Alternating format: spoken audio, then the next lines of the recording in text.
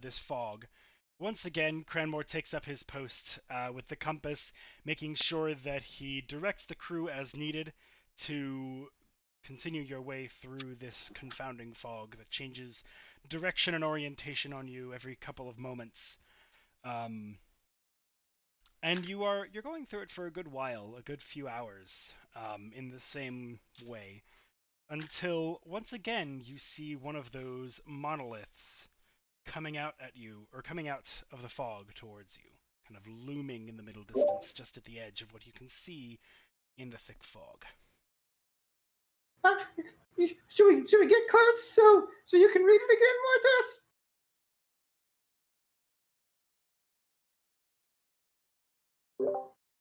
Mortis? Unmute.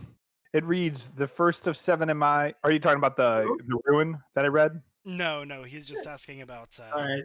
I just lost. Should you get close so you can go to the obelisk, I think. Also, I made a change to that. It's actually going to be the first of 3. I'm not going to do all 7 of them. That would take for fucking ever. We'll be here all day. Yeah. Sorry, I missed the audio and visual cut out. Oh, wow. You all were approaching another obelisk, and Farkin asked Morthos if they should go ahead and get closer so he can read the rune that is on this obelisk. Yes. Assuming that there is one, which is probably a safe assumption. Well, I'm glad you like my ass. Thank you. Yeah, we should definitely get closer. All right. The crew kind of slows pace a little bit so as to avoid hitting the obelisk, and then deftly maneuver the boat, making sure that they get kind of sidle up alongside the obelisk without, crashing into it, because that wouldn't be good.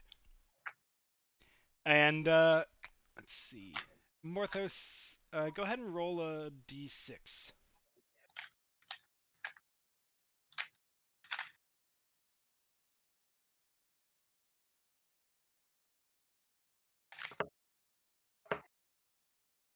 It would be a 2. A 2. Okay. In that case, as you pull up to the obelisk, you kind of walk up to the ship's sideboard and sort of lean over the railing, peering at this obelisk as you pass it. And you do, in fact, see a rune. It is inset with this sort of whitish, sort of shimmering dust. And as you look at it for a moment, your eyes of the rune keeper kick in, and you read the word chaos. And as soon as you read it, the rune explodes outward. And as it does, all other time seems to freeze. The ship is immobile in the water. This is just for me. All other time except for, well, I'll get there in a moment. Not you guys, effectively. Okay. The crew is all frozen in time. The ship itself is frozen in time. The shards of this rune that have burst forth from the obelisk are not, and the 4 of you are not. Oh. The 4 pieces scatter, and as they do so, they clatter against the water's surface, which is no longer liquid. The pieces do not splash and sink under the water. It almost seems to be a roiling sea of instantly frozen ice. And so you can see the pieces kind of scatter and then set themselves within the ice. There are 4 of them. Where the obelisk was? The obelisk is still mostly standing. There is a hole about yay big in the middle of it where the rune was. A hole that you can climb in? A hole that you can climb in? You could get like a handhold. I wouldn't say you couldn't fit a person in it. Is it like a perfect circle or something? Or no, it's quite rough, actually. Okay. Does there seem to be any pattern to where the shards landed? Make an investigation check. Or perception, I suppose.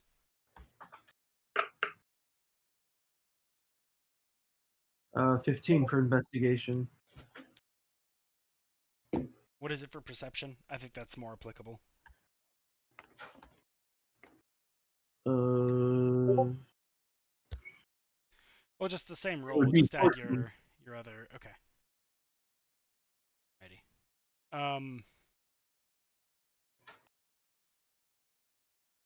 Yeah, I did say Obelisk. I'm sorry. Okay.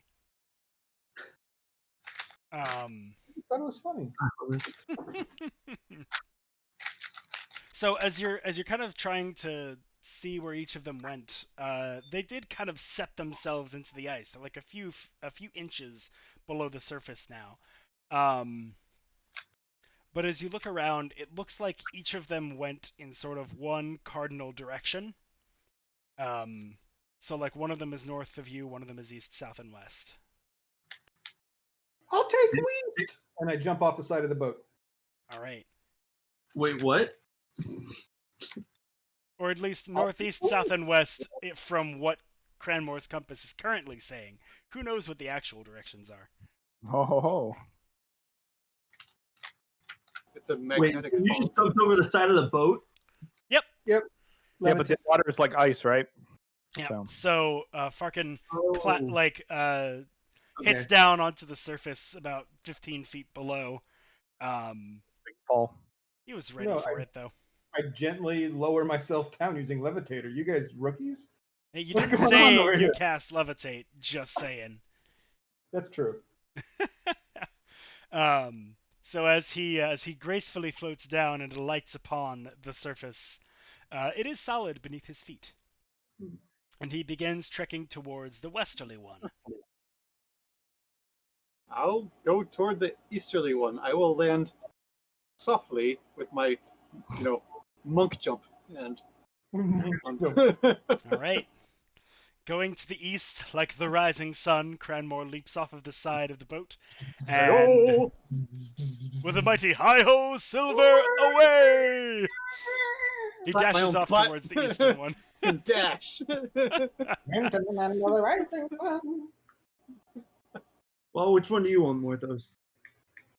North and south remain. Which one you guys taking? North and south remain. I'll take north. Okay. South is actually the closest of them, as it's kind of, interestingly enough, it burst and then like rose up over the obelisk. So it's actually behind the obelisk. The obelisk was quote unquote southerly from you. As though it was enchanted to explode in a particular way. No. You don't say. Magic? So Norwin goes towards the southerly and Morthos to the northerly. So, as each of you arrive at your respective fragments of this rune, you can kind of clear off the surface of the ice a little bit, like scraping away at it, and you can see now, underneath of the ice, the surface has changed. It's no longer like the same marking that you saw before it exploded. Instead, these sort of linear patterns shift over the surface and change. So like one will appear and then fade out after a moment, and a new one will take its place. And the sigils that appear on each fragment are inconstant in this way. This is what we all see? Yep, each one of you on your own fragment sees the surface of it changing. I'm sorry, can you describe the change again? It's not unlike a slots machine wheel. Like it shows up on one and then that one fades and another one takes its place. Like a magic slot machine. What is showing up and fading, and what else is showing up and fading? Pieces of runes. Nothing that makes particular sense on its own. Yeah, my instinct is to pick this thing up and walk over to Morthos like, what was that? Yeah. So it is set in the ice, and the ice does not seem to yield to normal means of like you can't dig at it, you can't break it with normal just like brute force, and even like trying a quick firebolt the ice melts a little bit, but then kind of re-solidifies almost immediately. Morthos, what is box shaped with sideways horns? Oh, forget that. It changed again. Okay, what is egg with 3 lines? No, it changed again. Oh, boy. I know that's not gonna work. Parker concentrates really hard. I'm getting a headache. Taps his moving symbol with my my Baram windstorm staff thing. Okay. Let me see if there's an effect on there that would do something for it. Relic weapons, Windstorm and Baram.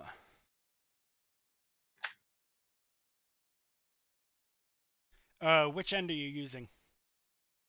I do one and then I do the other. Works for me. Okay, as you tap it with the Baram end, the rune actually stays for a moment longer than it was before. It's almost like it's stuck in place by the magical energy that's emitted by the staff. But after like maybe a round or so, it kind of fades and resumes its changing. Hey, is there a way for Morthos to be able to see all 4 of these at the same time through like mirrors or scopes or bent glass or something? Well, what about yours, Marthos? Can you read anything?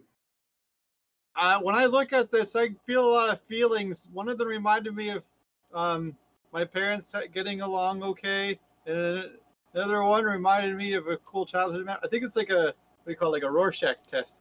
It's kind of hard to focus on it though. Yeah, do I see anything with mine that would The runes are not complete, so there's nothing to read. But you get a clear sense that it's like this is part of a whole, but you cannot get anything specific from that part. what happens if We have to put them back together. but they're in the ice, right? They are. I can help, Cranmore. Use Bob. And there nothing happens if we like stand on it or touch it.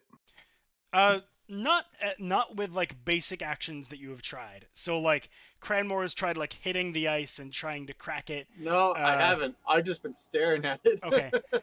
Maybe someone else has tried doing that. Probably Farkin has tried like a little firebolt or something to try and get at the ice. Like nothing basic that you have done has. Oh, I seemed to tried get to the picking it up. ice.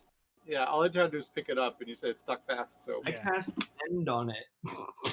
Mend. Yeah. Yeah, it doesn't seem to respond to it. Okay, that seems right. Hey. I can help. yeah, Rashida, what if you turned yourself into a fern or something when you're standing near it, or the obelisk? Or I just make you really fast. Oh God! Are you actually casting haste? Yeah. Hey, Marthos, we're gonna go for a ride, okay? Can you see all?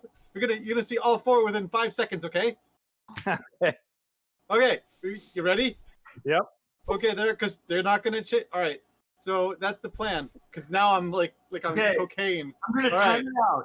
I'm gonna hold right. your neck so it doesn't snap. How long does haste last? Let me Is it a read. minute? Up to a minute. Yep. Okay, cool. All right, How right, we're far gonna. apart are we? For So- clarification, I like Farkin doesn't really know what he does. He just knows that it gives Cranmore like super Cranmore powers. When he So I slaps him on the hopefully that ass. Yeah, like, hey, we gotta go now, faster. Right. Hey, All right. Grandma. Yeah. Marthos, we're moving, and I'm gonna give you like a Cranmore, be fact, more like a Cranmore. moment at each Smack. thing. Yeah. So I'm physically holding Morthos, kind of like in a way so you can kind of see. So I just push him down so that his face is Yeah, near yeah. the ice. Here's this one, and then I run to the next one, and this one.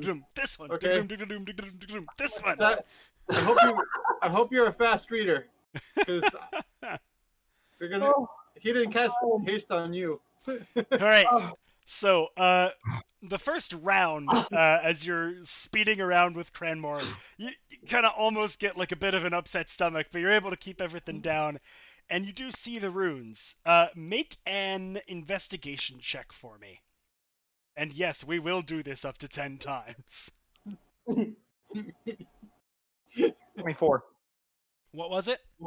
24. 24. Okay. So what you know unequivocally is that those 4 symbols together do not make an intelligible rune. You remember them and you permute them in your head, and none of them seem to like fit together right. In any order. Correct. Okay. That's All the right. first round. Yep. Going again, running around. This time, make another investigation check for me. How many rounds before he has to make a Constitution check from getting sick? 5. 3. Try not to spew on a rune. What was it, Jesse? 25. Damn, bro. All right. In that case, let me roll. You gave us 10. We only gonna need 3 rounds, yo. Yeah. Got that shit right. Sweet flips. I need one more D8. Come to me. There you are. Okay. You see that 2 of the ones from the previous round would fit with 2 of the ones from this round. Okay. Ooh. So you're keeping Wait, track. actually, that would be... And that would give you all 4, wouldn't it? Yeah, that would be completely deterministic. I'll say one of them, then. You get 1 match between this round and the previous. I get 1 match. Yep. So you can One call match? now, you know that like 2 of them fit together like this, and that's like, that is definitely an intelligible part of a rune. And It's what not would the it full be? thing yet. He can't Does it tell because there is still missing information, but it is enough that it's like, no, these are definitely 2 that go together like this. There's 2 more, but Yeah. he doesn't know what they are yet. Yeah, let's go another round. 3rd round. round. Make a Constitution save, and then an investigation check. You are gonna make him do the Constitution save? Oh yeah. We're going really fast. 17. Okay, that's enough. This is like not the most straightforward solution to the puzzle, so it's got to be a little bit harder. And then a 19 for investigation. Okay, yeah, that'll be enough to get another check. Yes, okay, so you get a 3rd piece on this round. You can see a 3rd one that fits in. And since you have... Yeah, since you have 3 of them, go ahead and make an Arcana check for me. To see if you can determine what would be the... 7. No, unfortunately not. That's the If worst only- I could have gotten. Just so you know. Mortha's like, how do I dispel haste? Well, he's regained his composure, so he's got another 3 rounds before he has to make a con save. So, round 4, make an investigation check. I can dispel. 20. 20. All right. You need to stop. Good rolls. Oh, okay, yeah. You got 777s on this one, so 100% you find it. All right. The 4th piece of that rune is revealed to you. You see it on one of them, and it's like the 2nd one, and you're like, Cranmore, stop! I got it. And Cranmore stops, but a little too fast. You kind of tumble forward. And as you kind of get up and brush Screech yourself built off, you look Make an at everyone. acrobatics check to see if you take damage from the sudden stop.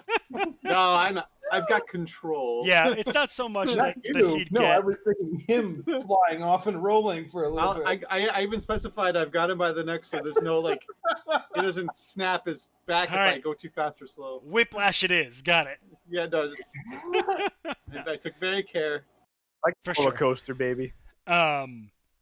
So Morthos, as you achieve this clarity, you kind of let yourself down from Cranmore's grasp, and you look at everyone, and The rune is order. You must make order from chaos. Oh, I think we need to put the obelisk back into place then, right? Seems like. Oh, do you tell us the order of chaos? Yeah, I'll tell them what the ruin is. It says order. The original thing that happened right before it blew up was chaos. So we need to make order somehow. yeah. Yeah. Which means we need to get the rune pieces to get to say the to show the right piece at the same time. Yeah, maybe. So can we affect what the rune piece is showing us to get it to hold for a bit? I was Maybe we able to can- slow mine down a little bit. He's Baram. Oh wait, I I didn't. was able to slow mine down a little bit, but it didn't last very long. Was How long about did a it last? round. About a round. So all right. So what we needed. So I think Morthos had enough memory of what he saw to tell us when, in what order the matches were coming, and so if we go to our respective places, Morthos could tell us who has to go when to slow or stop the rune for a round, right? Yeah, And so is that Morthos achieved by- remembers which one had each part of the rune. So he could be at one, look at it and tell you like stop now, or you could call it out and he could say stop now. Right. So if I'll go back to my Eastern rune and smack it with my hoof. Does it slow down or change? Are you channeling anything through it or just whacking it? My healing strength. Whacking it. Yeah, magic hand, my magic hoof. Your key does seem to interrupt it briefly, You don't but wanna know what not you as call your hand at long night. as Baram did. What if I keep my hand on it instead of whacking it and try to channel my key continuously to meld with this thing to force my will upon it to be whatever thing it needs to be at. Make a charisma check with advantage. Okay.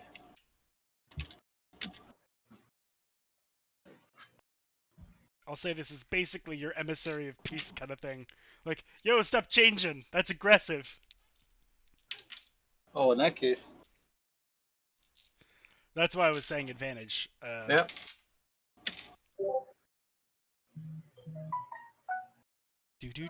Do. Hey, I got a nut. Hey! A 20. All right, yeah. As you are channeling your key into it, you are able to get it to slow almost to a stop. After about like a minute, if you hold it that long, which you might, something might change, but you are holding it. I'm holding it on the one that Morthos told me to hold it on, at this Eastern one. Yep. Okay. All right. What are our plans for the other two? Uh-oh, we lost Rashido. I think Rashido can just freeze Yeah, the other two. Rashido knows what he needs to do with tapping it with Baram, Okay. which is why I said other two. Can't we just? Oh, Use your I'll weapons. try to take Tap it with your fancy weapons. yeah, I'll pull out Varison and tap it with Varison. Couldn't we just? Or does it always the same sequence, or is it in random? It is a little bit random, yeah. So when it lands on the one you want, hold it. It goes through a set of symbols, a set of like partial Not symbols. always in the same order. Right, yeah. Okay. It repeats on a loop over that set, but not in the same order. Right. Yeah, it picks a random index, non-replaceable on a set It's a array. random seed. Yeah. Nice. Use your relic that you just found, the mace. Oh wait, I have the mace now. Yeah, you have No, Ophrid. no, we Yes. left it. Remember? We What's didn't that? think we could even run it. What's that? Oh, right. Yeah, you left it there. No, you did not. I wasn't there for that one. That's right, you weren't. You That was did. the joke. What It did my was- mace do? Everybody was supposed to act like we left it because you just said you didn't want it. I'm not doing that to him. Let me just snip it. You are up to 7, so I'll give you those guys. The specific power that it had was stopping casino machines or something, so you could gamble better. Be really good at the craps table and whatever the heck this obelisk thing is. So, This Obelisk, yeah. What is legend lore? it allows you to ask a question of the DM, just a question about things that are unknown. What? Yep. Oh shit. Yeah. So normally, if you cast this spell, like if it hasn't been discovered, but like if it gets discovered within this level up, then there are limits usually. But because you're casting it with a relic weapon, there are none. You can ask anything. Oh, boy. Anything You guys about are- something that is legendary. You guys are really lucky I don't have that right now. I got a lot of questions. We could spend just a session like, all right, I cast it, I asked this question. We wait a day, I cast it, I asked this question. This is like shower thoughts, but D&D. How many relics do we have in total? 4, Four, you all or 3. the whole group? Like the whole This is world. including the whole group, right? This mechanic. Hence the 7, I assume. Okay, you Yeah, each you're have up to 7. 1 and I have 0. Okay? Yeah, so we have We're gonna- Varison. Actually, that's going to change very soon, Cranmore. I have 2. You know what'd be super is if you put that relic mace on that piece of obelisk. Obelisk. Thank you, sir. I can't hold this problem. thing forever, man.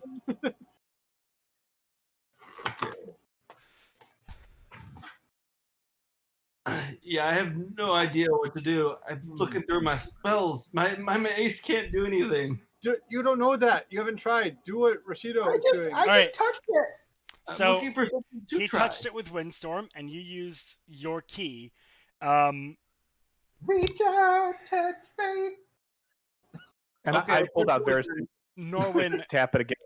So Varison kind of works. The magic interrupts it for a moment, but not very long. Norwin and Morthos, go ahead and make insight checks for me.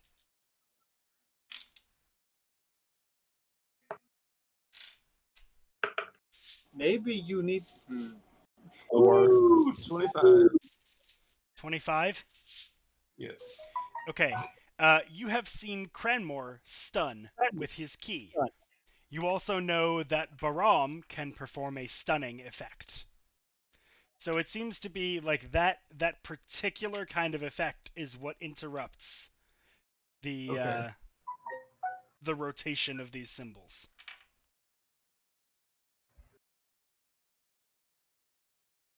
Maybe you need to put on some kind of show-stopping performance.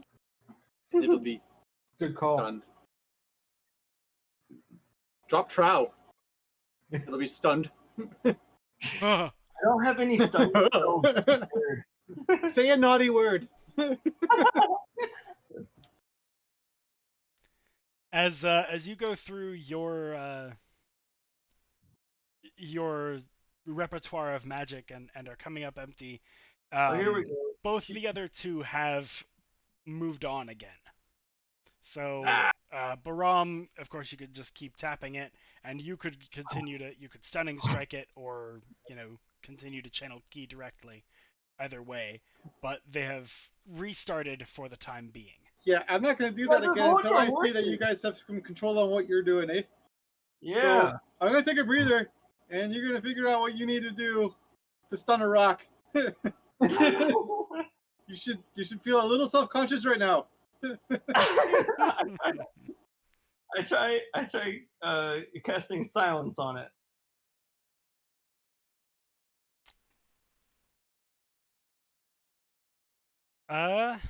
Silence. Let me see about that.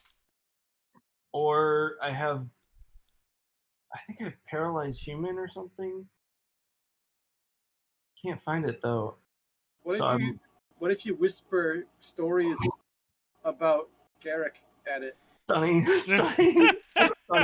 It'll be How- confused. It'll be like, person. how did it get this far without karmic justice taking over? Or it'll just be confused. It'll definitely stop while it's pondering what you're telling it, because it might be intelligent. Silence does not seem to have an effect. However, Right, what it's was not the other intel- thing you mentioned? Hold person. Worth a try? You gonna do it? It's humanoid though. It has to be a humanoid target. So for these kinds of things, this is where me as a DM kind of takes over. Okay. I don't necessarily love Vancian magic, which is this idea where like magic is shaped in very specific ways and you can't really change it. And for combat that works okay, but for instances like this, it makes sense to give kind of everybody a bit of quote unquote meta magic. So something like that, I can hand wave and say like, yeah, you could sort of shape the spell to be just like, I want to hold this thing in place, and it's probably not a sentient, so it should be even easier than holding a person. So yeah, it should work. So as you probably give it like 2 or 3 tries, not going like full on spell slot first, trying to figure out how to shape the magic before on that like 4th or 5th one you cast it in full with this little bit of a tweak, and it does manage to slow down that changing so that it is halted on the right space. What about that weird ball thing you guys are casting that was like super protective of whatever was inside of it? Sphere of resilience. There was a different sphere, I thought. Zillions? That doesn't sound familiar. Resilience. Oh, Just resilience. spitball in here. How far are they apart? The rune pieces? Yeah. Yeah. About Specifically, how far is 30 mine or from 40. Jesse? You went south and he went east? No, you went north and he... I went east. Oh, west and east? Okay, then the square root of 2 times 35. No, Jesse went north or Yeah, south? just going north. Oh, okay, then 35.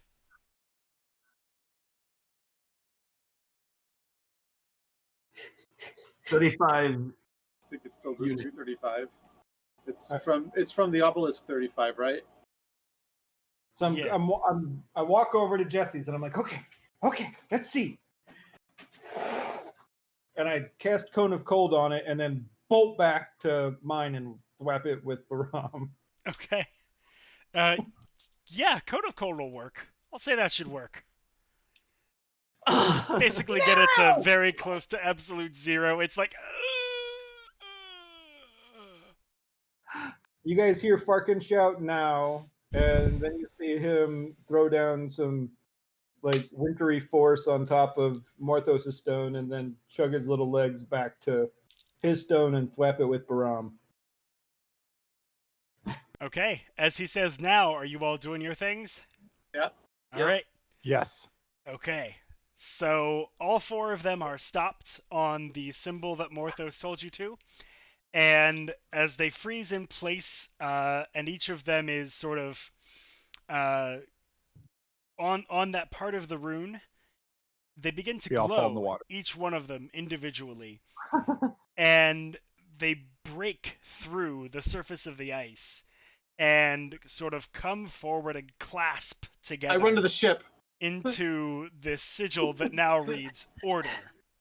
I need a minute. Which then pushes itself back and sets itself into that hole in the obelisk. I'm running to the ship. Acknowledged. I got you. Okay. And what are other folks doing?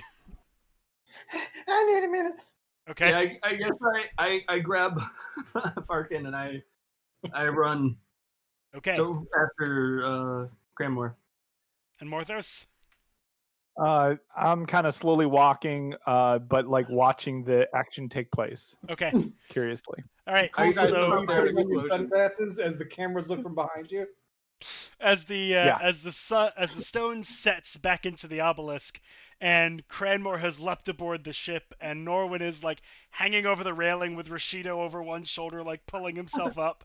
Morthos is walking calmly back across the ice, which, as he puts on his sunglasses, suddenly turns to water, and Morthos takes a dip. Um, Whoop. it is Try swimming back to the boat. Yeah, it is deep. Like, it's not like your feet hit the ground, but you're not in heavy armor, so you're fine.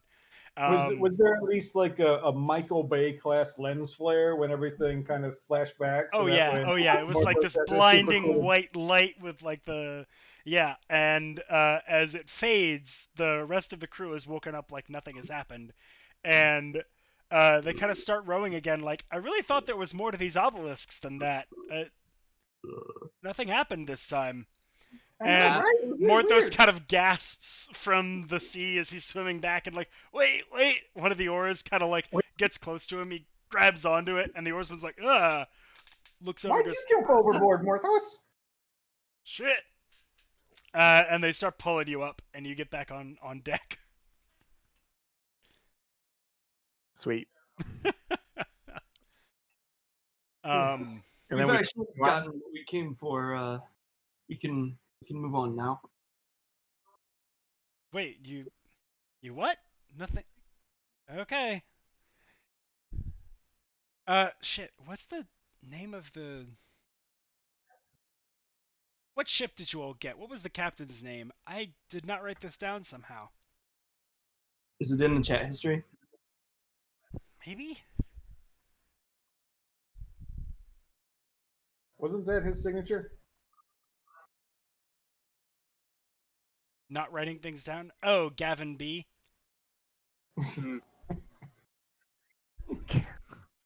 Gavin Belson. Yeah. Doesn't look like I wrote it down. Don't remember at all.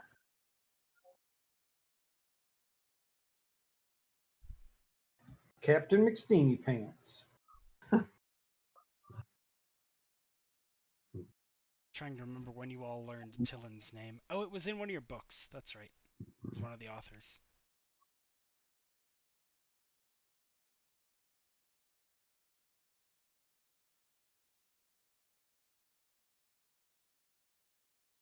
Yeah, I don't see it in the chat history. I also don't see it in the chat history. Yeah, my note is just we sail northward. Maybe you all didn't. That's Oh, right. Because I think there was a ship that was finished from the port, and you guys just, like, you're doing it yourselves. I don't think there is a captain specifically. But we brought didn't we bring some of the Myrmidons with us to help? No. No, manage it's not it? the Myrmidons. You brought some folks Who from the are- docks as crew members. Right. Oh, okay. But I think that as far as, like, a captain, it's you guys. Cool. Yeah. Nice. The helm is our sigil. Yes, indeed. Your signal. All right. Cool. So that was your second of 3 challenges. So once again, same story. You take the Cranmore takes the compass to the helm, or to the fore of the ship, and kind of guides the crew in their direction of the ship through this fog. Still turning every few moments and waving around in ways that shouldn't be taking you forward, but somehow manage to do so nonetheless. After another intermission, night falls before you reach the final challenge, and I do think it's a good idea to set up a watch. So who would like to take first watch? I will take first watch. Okay, and I will say, because there are crew members also, there's always going to be someone awake with you. Just roll at advantage for each watch. And what is the roll exactly? Perception. Perception. Okay. I'll take second. Okay. I got a 19. Take third. A 19.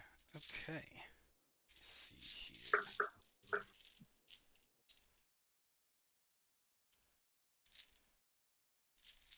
I got a 20.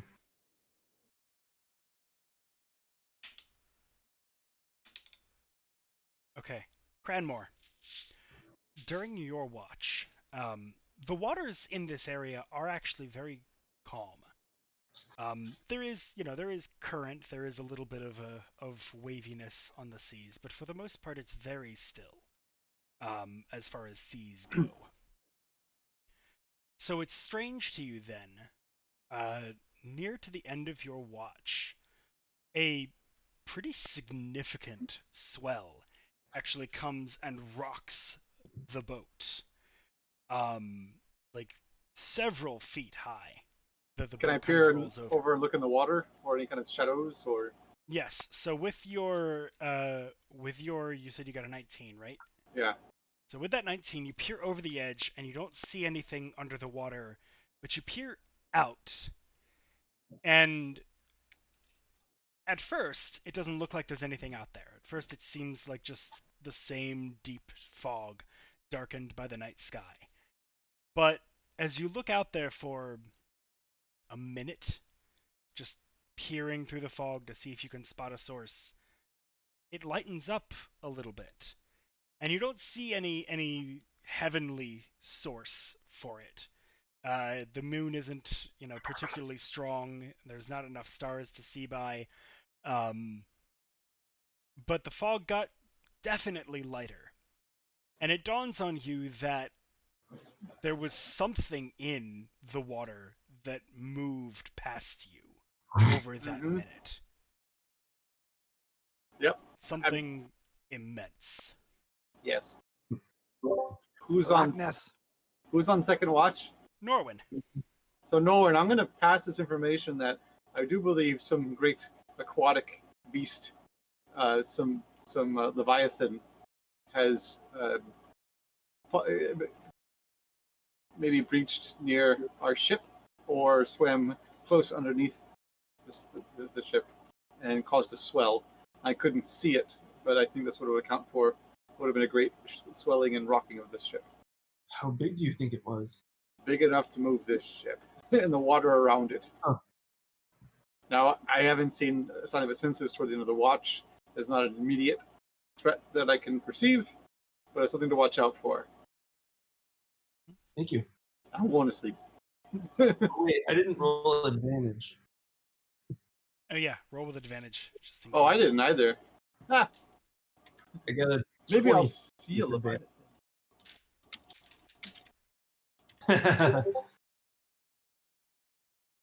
Oh, my second one was a 1. Thank goodness it was. Okay. Yeah. I What didn't were yours, see Norwin? shit. 20 and a what? A 20 and a 23. Okay. So you keep your eyes peeled throughout your watch for any signs of this thing that Cranmore described. And there is a point in your watch where there is a small swell, maybe, like 2 feet, lifts the boat and drops it.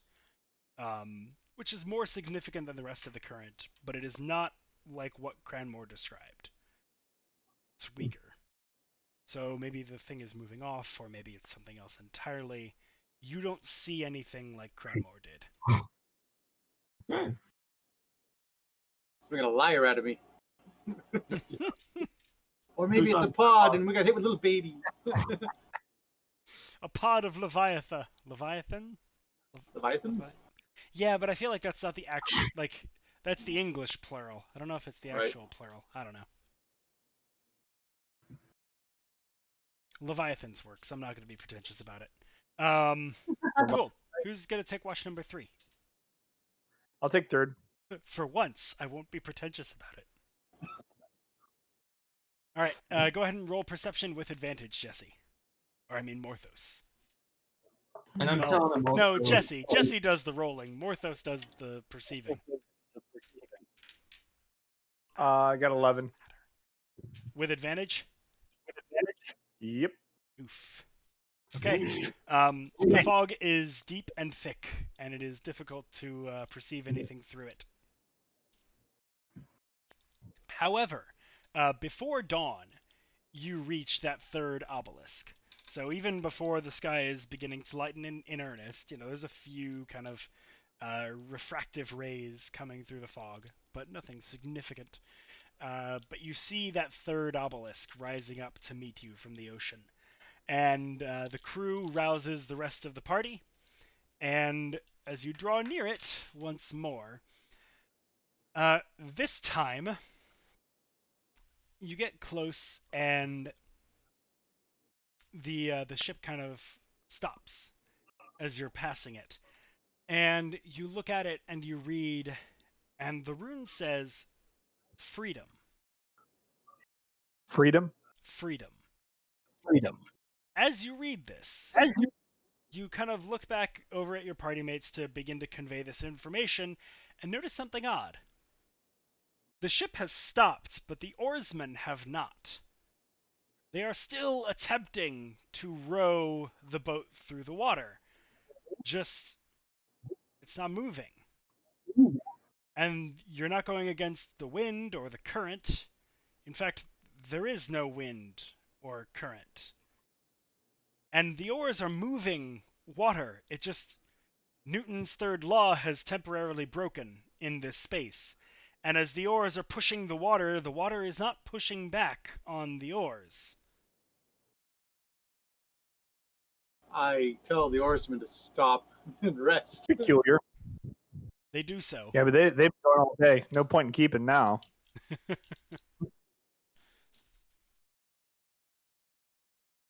That's peculiar. We need to free the obelisk. I cast. Well, wait. we need to free ourselves. I think we're stuck here now. Is it a mental freedom? Like a bird cage of the mind? Hey, Rashido. Gotta get If I control the water to make a little bridge, can you freeze it? I can try. I'm usually a fire guy. Like, what do you want to do? I can run across the water holding you if it's not for too long. Oh yeah, I can do that too. I forgot. Oh yeah, you can fly. I can run on the water. Yeah, what's the end goal, I guess? Yeah, what do you I was want to do trying here? to get over to the obelisk. Okay. How far is it? It's not super far off the starboard bow. Like 50 meters, 5 meters. Like 5 meters, yeah. Oh shoot, I can jump that. Yeah. Like it's close, because more Dude, than I can toss you over there. I'm gonna Fling you. make the jump, you'll have to toss me. Oh, don't tell the elf. I don't think flinging me over there is such a good idea. I've got heavy armor on. I don't want to drown. I'm gonna make use sure the you hit restroom the real obelisk. quick. Tell yourself an owl. You guys continue talking. I'll continue hearing you, but I'm gonna be over there.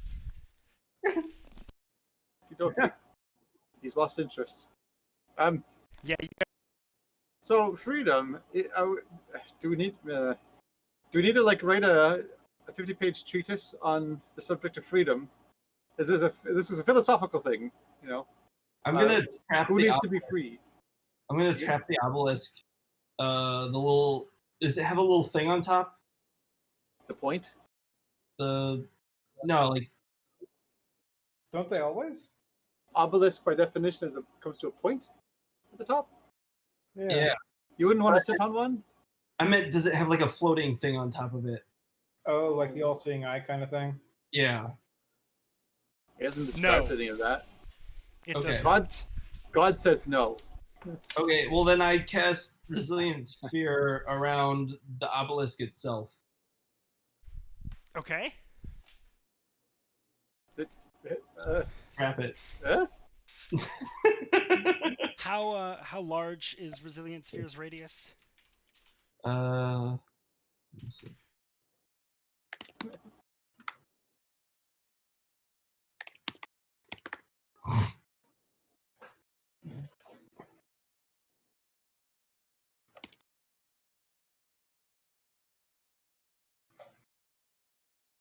Oh, it's not showing it to me on BionD&D because it's not. It was a special house rule that I learned it. Yeah, it doesn't have a. It doesn't have a set radius. Okay. Is there anything around here that needs to be freed? I'd be very uncool if,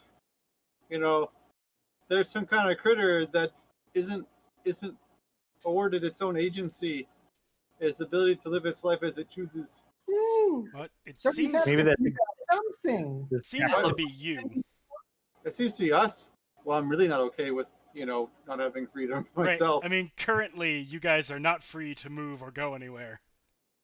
Yeah. Remember that time we were in jail and it was of our own choice? Yeah. Was that Which time? freedom? That was Maybe. cool. Can's a little sticky because the next case over had a leaky one, so that's why I brought you the glass. I want at least some of each of these. Thank you. Chin chin. It was the only brown ale in the whole store, as far as I could tell. Yeah, they don't do brown ales anymore. Oh, jeez. I don't know why they don't. Brown Really ales are excited. delicious. Right? It's just Brown ales are what I call beer. Like Right, it's beer. Just freaking beer. Ugh. None Getting of hard to this get beer now. IPA shit or lagers. Nah. I mean, brown that stuff's ale. good too. It's just Sure, but when I think of One just beer, I think of a brown Yeah. ale. I mean, I don't particularly think IPAs are good, but I accept that many folks think they are, and I accept that. You accept them for that. I do. It's okay, Rob. I don't hate you for your Oh, they're taste in wrong. beer. Okay, I drink other beer too. I know. But, like, Right I now, still I'm have a... drinking birch beer. Nice! I still have a 4-pack of double IPA from the... a Cleveland brewery. if you need help with that, you let Great me know. Lakes. I don't know if they're still good, because they've just been sitting in the attic since the last time we played in person. Ooh, be your in Uncle the Barry. attic? I got Yeah. a strong stomach. Well, the attic is air conditioned, so it's not like they've been in like the heat, but Still, Well, it was in the it fridge. can and happen. right, yeah, they're probably skunked. I don't know. Don't I toss them yet. haven't had the courage to open them yet, mostly because I wouldn't check the- drink it even if it floaty. was still okay. Bring So it by. Huh? Bring it by. okay, They're probably chill Right. waves. I think that's the last thing that I brought over. yes, it is Chill Wave. That's the name of it. I mean, if you Mm, want them back, you're welcome to come grab And them. that's a double, so Yep. Yeah. yeah, it's sitting in the attic for a few months probably isn't. So the conundrum is that we are not free. Indeed. We are entrapped in some way. It cries out freedom, but it holds us fast. I will say though, as Norwin casts the Resilient Sphere, it has to be object of large or smaller size. But the way this works, I'm gonna say it can enclose part of it. Usually it cannot. But because of the nature of the obelisk, excuse me, it can do so in this situation. So as that sphere wraps itself around part of the obelisk, a mirror sphere. It is larger because it's a transferred effect. It's just doing sort of the same thing. A sphere also encapsulates most of the ship.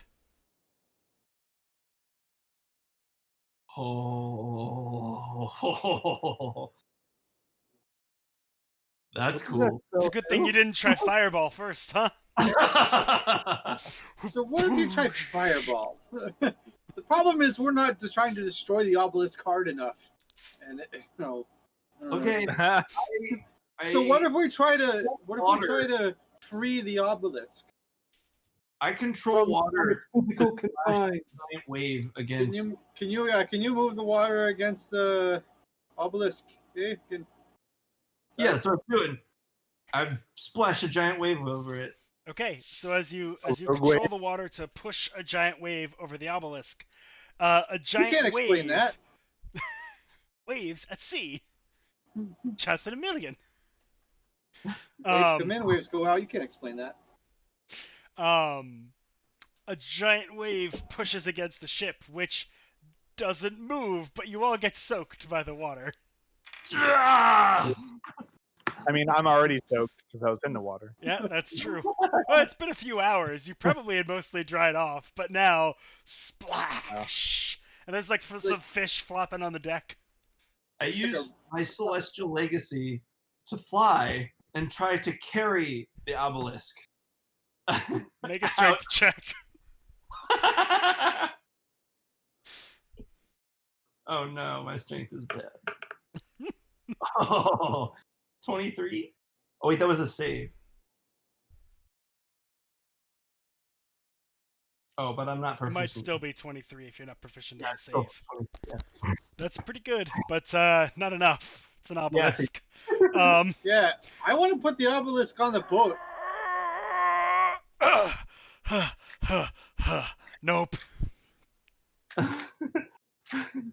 I come back defeated. Yeah, can I run on the water and charge this thing and see if I can grab it, knock it over, something? Sure. Does it? I'm trying to think. Help me out, guys. We're thinking this all the way through, so that I understand what the consequences might be. I think if you do that, maybe. Wait, did a giant me appear? No. To like try to carry. Did anything happen to the ship when you tried to move the obelisk? Nope. Okay, so maybe it only reflects magic.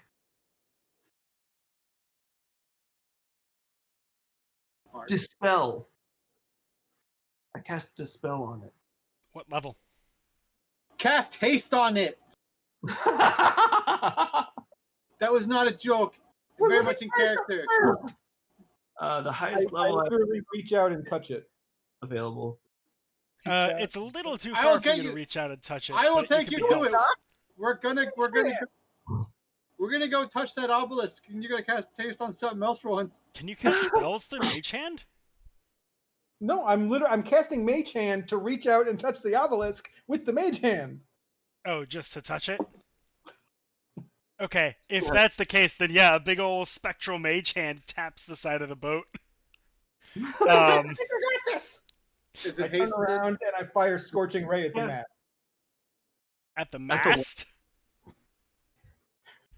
Wait, there's like 4 things going on. Hold on. Before you could do another spell, we need to resolve Norwin's spell. What did you do? I did 5th level Dispel on it. Okay. On the obelisk.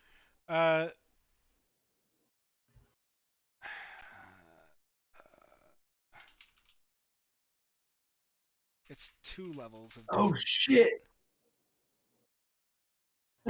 Hopefully that's not higher level magic than like the compass we have.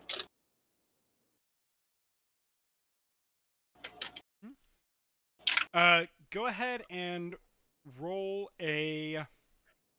Well, I'll get into the specifics later if this... go ahead and roll a d20.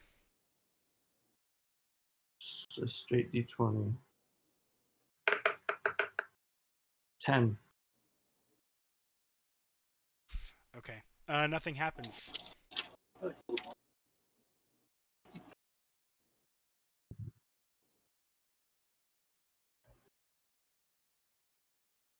Interesting. Yeah, it just... nothing. So what you could feasibly gather from that, it's not on anything on the ship. It's just on the ship. Does that make sense? Like, the objects that are on the ship are not part of the ship, so they don't get affected by your spell. And the magic that is on the spell is too high a level for that to immediately end it. Okay. I see. So, did haste do anything? Did we actually cast haste on it? I don't think we did. I think I got this, guys. See, Right. if we cast something on the stone, it comes back at us bigger. So all we need to do is like when we walked backwards, we just need to cast stuff on the ship. And it'll bounce back to the stone. We don't know for sure that it works that way too. It's worth a try. I punched the ship. Not hard enough to hurt the ship, I guess. If it's not hard enough to hurt the ship, it's not hard enough to do anything noticeable to the obelisk. Yeah, The obelisk. I now I hit it harder. Okay. I touch Go ahead, Norwin. What's up? I touch it and cast light cantrip on it, on the ship. Okay. No, it does not light up. Okay. The That ship doesn't seem to work that way. It's a one-way mirror. The one-way mirror. Good, because I'm gonna hurt my hand if I do that again. What were you expecting to happen? I don't know. Make it feel bad. Again, Is it emo stone? let's see. I'm trying to figure out a good hint to give you all. Give me a sec here. I'm like, okay, guys, all right. I won't cast fire, but I think we got this. I think we can do I'm this. going to use legend lore to ask how to defeat this obelisk. Okay. All right. So let me open up the spell description so we do this the right way.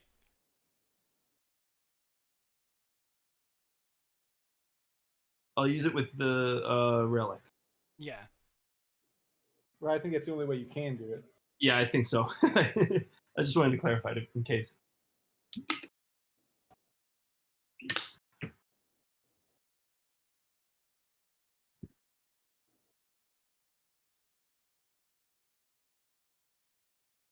Okay.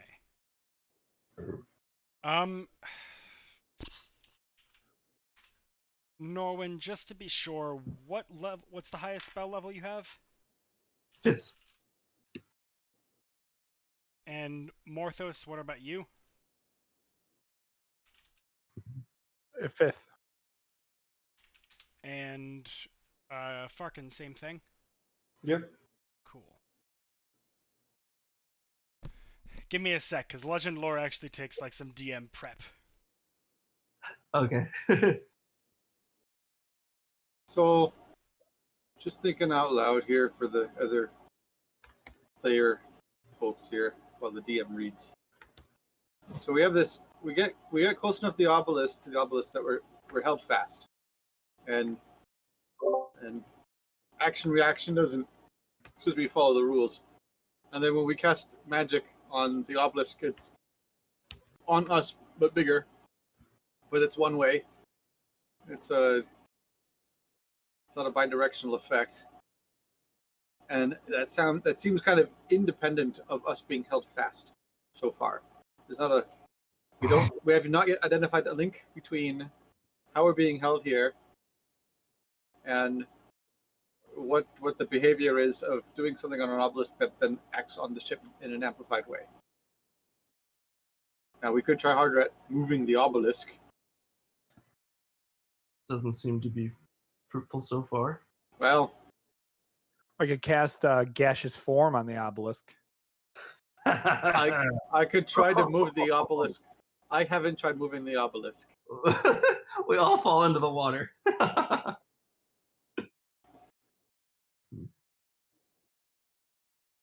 Yeah, the reason I haven't is if somehow the obelisk breaks in half as I slam into it.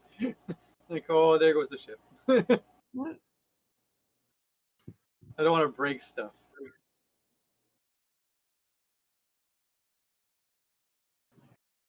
And I only have so many tricks. I could try to reason with it. I don't know if that's going to help. Give it a big hug. Just scrying. Oh. We can't just go backwards away from it. I don't think Hey, that's I going to do be the have trick. Legend Lore as a fifth level spell. You have what as a double spell? Really? Yeah, Cool. according to D&D Beyond. What do you have? Legend Lore, the spell. Legend Low? Okay. Yeah, it is currently limited if you cast it with a spell slot, but it is not if you cast it with the relic. We're still level 10, aren't we? That's Ooh. probably going to change this session. Insect plague. This party goes up to 11. You just racking up those inspiration points, buddy. It's coming naturally. It must be Thursday. That's what she said.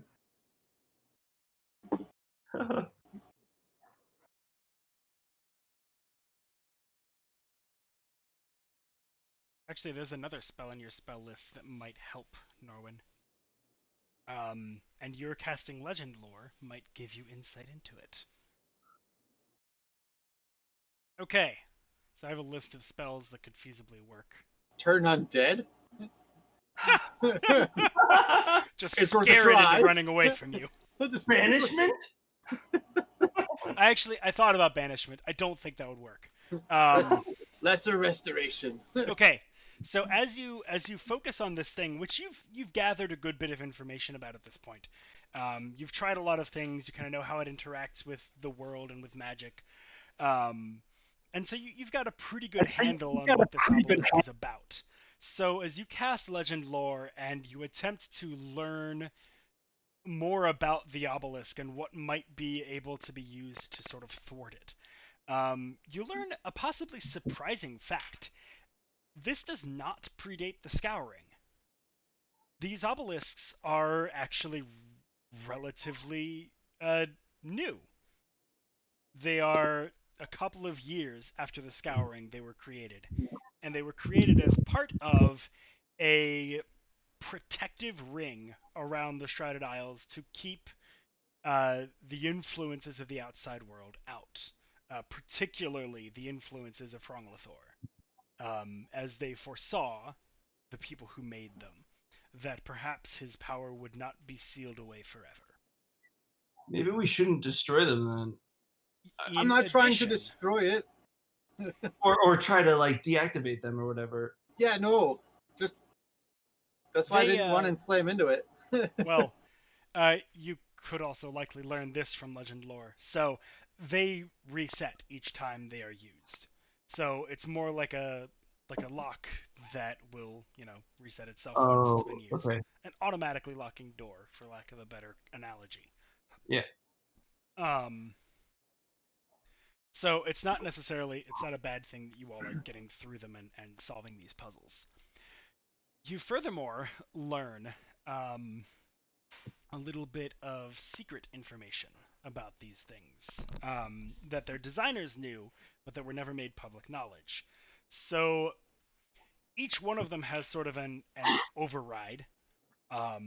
Now that override is specific to each one, and the Freedom Obelisk, its override is, how do I describe it?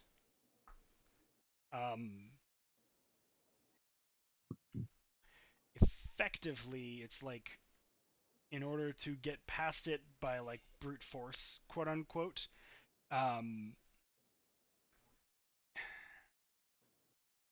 have to get it to go over you. You have to go under it somehow. That's kind of the like bypass, which is kind of a riddle in its own. It's not really like the pot of Leviathans. Yeah. Are you sharing with me? Are you sharing this with us as you're figuring it out? Yeah. I would like to impulsively jump underwater into the water and look under the obelisk. Okay. And I asked Rashido to levitate it. Well, wait. So there's more information still that you're getting that might change your plan of action. Okay, Probably not Cranmore's, but maybe yours. So, furthermore, besides the override, you do now know the level of the quote-unquote spell on this thing. The way runic magic works, there's a lot to it, but it can still kind of be splinted onto the regular level system. Typically, it is the regular spell level of something that would do like a similar effect plus 2. So in this case, if it's like an immobilized type spell, I would expect that to be somewhere around like 5th or 6th level. So this particular obelisk is enchanted with what is basically a level 8 spell, quote unquote. Okay. It's not a spell in the same sense as like other ones that you know on your own or the others in your party know, but it's magic. It works in a similar-ish way.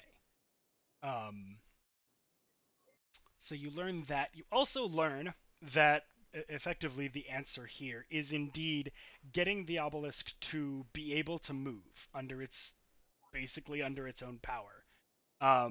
So something like animating it, imbuing it with some sort of consciousness, forcing it to move, or even just releasing it from its stone shape. So actually, as you think about this, and Morthos did say that he could do gaseous form, that might actually work. Casting fly on it might work. Animate objects might work. Stuff like that gives a thing the power to move under its own control. Okay, I tell Morthos to cast gaseous form on it. All right. All right. So Well, as Cranmore is diving down, I'm are you in doing there it? already. Yeah, I'm underwater. Can I move this thing from below? Can I go underneath it? It does seem to be rooted into the floor of this sea, and you have to go down pretty deep to find this out. It's not absurdly deep move? here, but not at a push. You can feel it budge a little bit, and if you could really dig in, you could probably move it. I'll come back up to the surface and say, it may be movable if you don't have other ideas. All right. As he comes back up, Morthos, Norwin has just told you gaseous form might work. Okay. All right, I have to get over to it to touch it to cast gaseous form. I was gonna have a souvenir, but okay. Just the whole obelisk, just carry it like Kratos with the tree in the beginning of God of War. Just got this. Yes. Got this obelisk here. No big deal. Oh yeah, if you could carry it, you could just take us anywhere. Put it in front of places to keep people out. Yeah, just immovable rod. Yeah, I have one. Oh no, it's not magical. It's just giant. Yeah, I don't even use it right. Yeah, I mean, of course it could stop 5,000 pounds. It weighs 10,000 pounds. All right, so we're gonna turn into gas, all of us. No, we're not going to turn into gas. We're turning the obelisk into gas. Yeah. So as you, this spell actually does not get reflected onto the ship because it solves the problem. So as Morthos is helped, probably by Cranmore, to get over to the obelisk, he reaches out and touches it and casts gaseous form on it, and the obelisk immediately dissipates into this cloud of, vaguely flocked dust that is able to now move. I believe it gains a flying speed as part of this, right? Yeah. So it gains a flying speed of 10 feet, and the obelisk begins to move forward and backward and forward and backward. And as it does so, the ocean begins to move with it, and that current begins rocking the ship.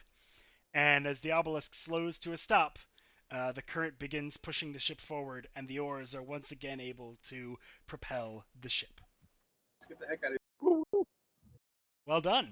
It occurs to me that whatever set this up really doesn't want us coming in. Maybe we might not get much of a welcome. Just something to keep in mind. They may not be happy to see us. I feel like we should be used to that. Yeah.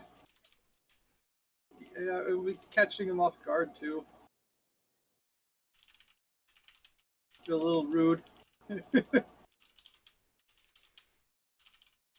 Okay. Well, you think you're catching them off guard. You don't know. Yeah, I mean, I kind of hope we don't. I don't like surprising people. Well, do you like surprises?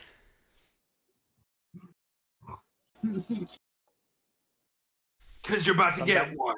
Lightning. Rocks fall, everyone dies. Campaign over. Peace. No, that's not the kind of surprise I'm into. Although, maybe I'll disintegrate one of you like I did for the other group. Who knows? Did y'all catch wind of that? I disintegrated Kyanna. Yeah. I don't feel so good. Oh, because she had to go. No, she's still in the game. She's just disintegrated. They have her pile of ashes, and they're gonna go try and revive her somehow. You know, the 1960s Batman film did that, Yeah.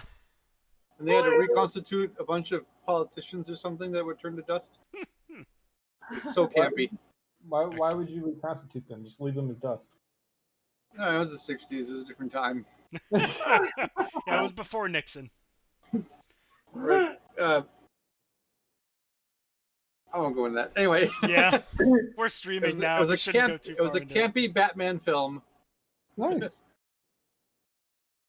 So we're through. What now? What? All right. So as Where's you, the color? there's still a little bit more fog to traverse. But as you get past this third obelisk, it is actually a straight shot. The compass kind of levels out after a minute and points north, and it never turns again. Oh man, the compass broke. Are you That's- sure that the spell I has actually one- rotate to make sure that it's not the compass. So, yeah, is- no, okay, it's yeah, it's not the all compass. right. That's one Yeah, conclusion you over. could make, I guess. It went and got boring. All right, so Alright. we're heading to the target, the location. Yep. Without more mind games for now. Mhm. That's good. Without what? More mind games for now. This feels Oh. like progress. So, as the ship continues forward, the fog begins to thin over time, and your visibility goes from like 10 feet in front of your face to 20, then 30, then 50, until finally you actually begin to see the outline of land through the fog. And you kind of cross the boundary into this clear, open ocean. And the sight that you behold is breathtaking.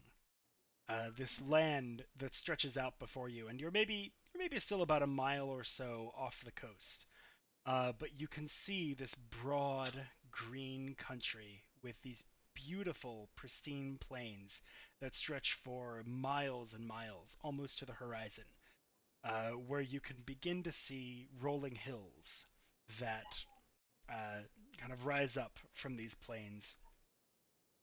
To your west, a little ways, you can see a second landmass, and you can see that the ocean sort of flows between them, splitting them into two separate land masses. And you can see rivers that flow out into the fields from that sort of channel in the middle. And the countryside continues in this beautiful way all the way to the horizon until at the very, very back, at the edge of your vision, just barely discernible as your visual acuity is, it's far away. So, but you can still sort of see the outline of a pair of mountains, seemingly one on either landmass, rising up out of the terrain to touch the sky. The cloudless sky, I might add. sky. There is not a wisp in sight. A wisp in sight. This beautiful open blue sky envelops the entire land, and you can see this sort of ring of fog just encircles the entire area. So you can look off to the east and the west, and you can see this wall of fog as it ends. And you have now entered the Shrouded Isles. As you continue to sail towards the nearest sort of landfall you can see, it begins to rain. But the rain is pleasant, cool, and refreshing, and it passes quickly. And even though it was raining, there was still not a single cloud in the sky above you. It was almost as though the rain had a place to fall, fell there, moved on. So, as you near the shoreline, you begin to see a few houses and other buildings dotting the landscape in front of you. And there is, in fact, a port. Now, on either side of that, there is an area of open land that you could also attempt to make landfall at. That is up to you. Would you like to go to what seems to be a town, or try and land in the wilderness and see what might await you there? I I think we should go to town. where I vote town. I vote town too. Okay. I've got 2 reasons. One, the Cranmore character thing. It's hey, people, civilization, social. Technology. For sure.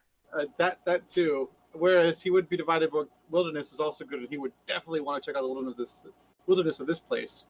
There is but this, plenty of it. yeah. But what balances him more toward the port is it's safer for a ship to go into a port where it's not going to be dashed on some rocks or something. True. So the safety is what balances him out. Mhm. Balances out for kind of more. Otherwise, it's like I don't know. Both are good. Okay, so as you make for the port, you get a little bit more and more definition as you get closer, and it's not a big town. It may be about 100 or so people, but it is idyllic. It looks like this perfect vision of an agrarian society. There's farmland surrounding it with this small central hub where everyone kind of lives and interacts. And as you get quite close, you can see people milling about. But as it becomes apparent that you are coming into port, they stop their milling and they actually come and gather near this port that you're approaching. So as you see, the people are dressed mostly in plain clothes. There are a couple of larger buildings that kind of denote maybe a place of religious worship or a governmental building. But for the most part, everything is rather equal. All the houses are sort of the same size. There's nothing really that sets anything apart other than those few buildings that I mentioned. And this port is pretty well attended. It seems like most of the town's population is now sort of in that wharf area waiting for your arrival. And it seems very clear that they are waiting for you. Oh my! Have you guys seen the Irish comedy Father Ted? You have shown me. I strongly recommend you watch at least the first season of Father Ted. That's what the stuff I'm putting up, and everything that Matt is describing so far is making me think of Craggy Island and the kind of town of simpletons and misfits that are inhabiting it. So I'm sorry the reference is lost on you right now. Please, when you get a chance, watch Father Ted. It's worth it. It's great. You showed Emily and I a couple of episodes, I think. Yeah, it's brilliant. It is quite brilliant. And that's what I'm picturing now for what this. Let's go. Very mild mannered, friendly people. Hopefully, we'll see. In common clothing and. So as you, oh, go ahead. I was gonna say yes. So we're approaching, and I'm putting on I'm genuinely looking forward to meeting these folks. I'm waving from the bow, and as you get close enough to sort of make out details of physicality, they seem to be waving and jovially accepting you as well. And several deckhands kind of come out and begin the process of mooring the boat to the dock as you pull it up alongside. And they make pretty quick work of it. They are experienced hands at their work. And the town. Where are the other boats? There's a few. There's a couple of other docks. One of them you actually kind of see off to the west a little bit. There's a few folks on it who seemed to have been fishing, but they're actually now coming back to town. They are making a beeline for the ports as well. And somewhat unsuspectedly, you're getting this like hero's welcome.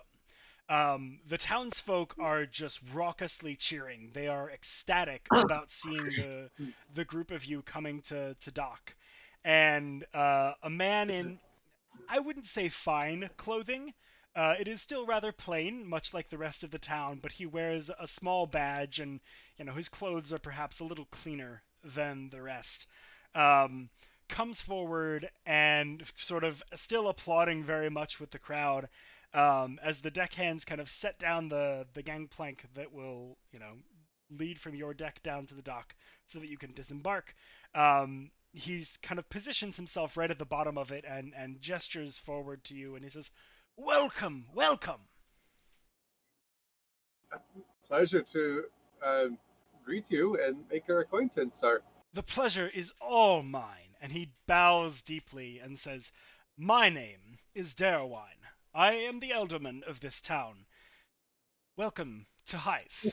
We are most glad to have you." I bow deeply. My name is Cranmore of Tutatis, and these are my compatriots, Morthos, Rashido. What'd you call me? I guess I call you Farkin still. You're a compatriot. Yeah, Farkin and Norwin, and our stout crew who has braved a perilous journey and are Most gladdened perilous. to grace your calm and peaceful shores. We are so glad that you were able to make it through the fog. It has been a long time coming, and your arrival has been prophesied for many years. Please come, enjoy whatever hospitality we have to offer. There is food, there is a place to sleep for all of you. I will do everything in my power to make your stay the best it can be. You are When was the last thrice time welcome. someone came in? Well, we have visitors every now and then from other towns on the island, but an outsider. None are alive who remember, save Saint Arthur. We should like to meet this person. I'm sure you will. I don't think he would make you wait very long. I think he'd be very excited to meet you as well. But he has many duties on the islands to attend to. Maybe a little while before he makes his way down here. Out of character, what time of day is it now? It is late morning. Oh, okay, good. Good all day. Well, I'm content to go in and meet everyone and enjoy some revelry and hospitality and share stories and get to know people. Yes, you must be hungry or thirsty. I'm certain that the food aboard the ship can't be the finest of fare. We are not a large city with many resources, but each and every one of us can provide something for you, I'm sure, and it will be made with love. Something's wrong with your ground. It's not moving. Yes, it'll take you a while to get your land legs back. We have drink to help with that as well. Getting land sick. Do you have any scholars or historians in your town? I would love to talk to them. A few, yes. The name.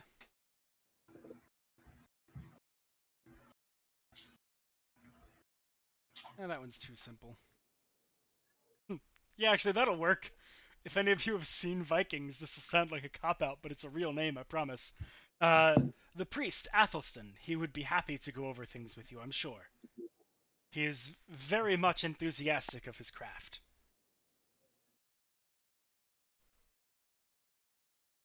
Actually, I guess it's more like Athelstan. I would but love to speak with him. Very good. Well, please come ashore, and we will prepare rooms for you. The inn is, well, I'm sure you'll make your way there following the crowd. They'll all want to bring you there and buy you a drink. We'll prepare rooms as well, and anything you should need, just find myself or, well, really anyone and ask, and they'll make sure it's done. Thank you so much. This is quite the warm greeting. Have you any questions of us? Have you anything that you need to meet with us? But I think it's rude to bombard my guests with questions the moment they step ashore, before they've had a few drinks in them, yes? That's fair. Well, then let's set an evening dinner and meeting. We'll make a plan of this evening to answer your questions, and maybe we'll have some of our own. That sounds excellent. My home, well, not my home, but my place of operation is the Elderman's house, and he points to one of the larger buildings in the town. and says, if you meet me there any time after sunset, I will be more than happy to present you with a fine meal and conversation. We can answer each Isn't other's it- questions until the morning. After at a character, isn't it summer now? Yes. Oh, that's okay. Okay, sunset's late. I would say he's probably, if you'd like to have dinner, I suppose, you can come a bit earlier. That is also fine. I just figured you might want to eat with the You have townsfolk. antlers now.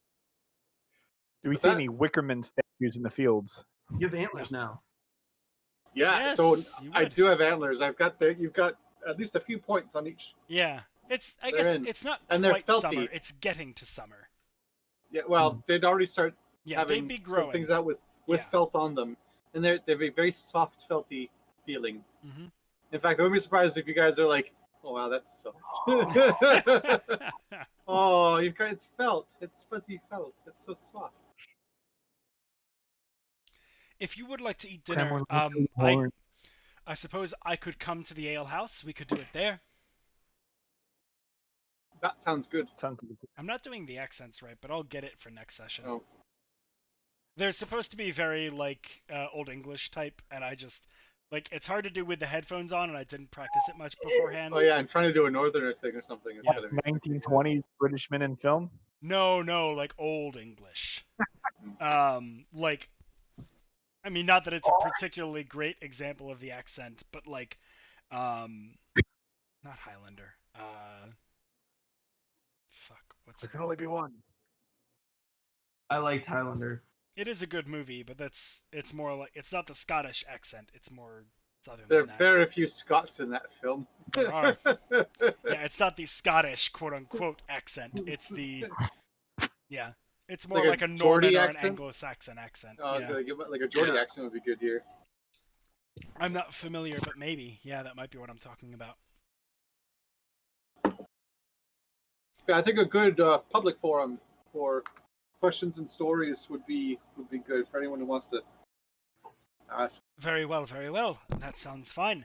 I'll make my way to the ale house then, a little before sundown, when we can eat, make merry, and indeed ask questions, tell stories. But Yeah, until and- then, I must make sure your rooms are prepared and get a few other things in order. I'm sure that others will want to know of your arrival as well. We are not the only folks on the island, and your arrival is, well, quite the big deal. Thank you. Indeed. Well, don't let me keep you. Please, enjoy. And he takes his leave and walks off to take care of his own matters. The crowd is kind of clamoring around you and ushering you towards the public house. Hooray! As you kind of go with the crowd, unless any of you are going against it, which is totally fine. Just let me know. I'm like trying to stealthily check some augury stuff. Okay, I'm like a little weirded out by this, how welcoming they are. that's fair. I'm actually Yeah. thinking about rolling an insight check. You can go ahead and, I mean, you can both do that. That's totally fine.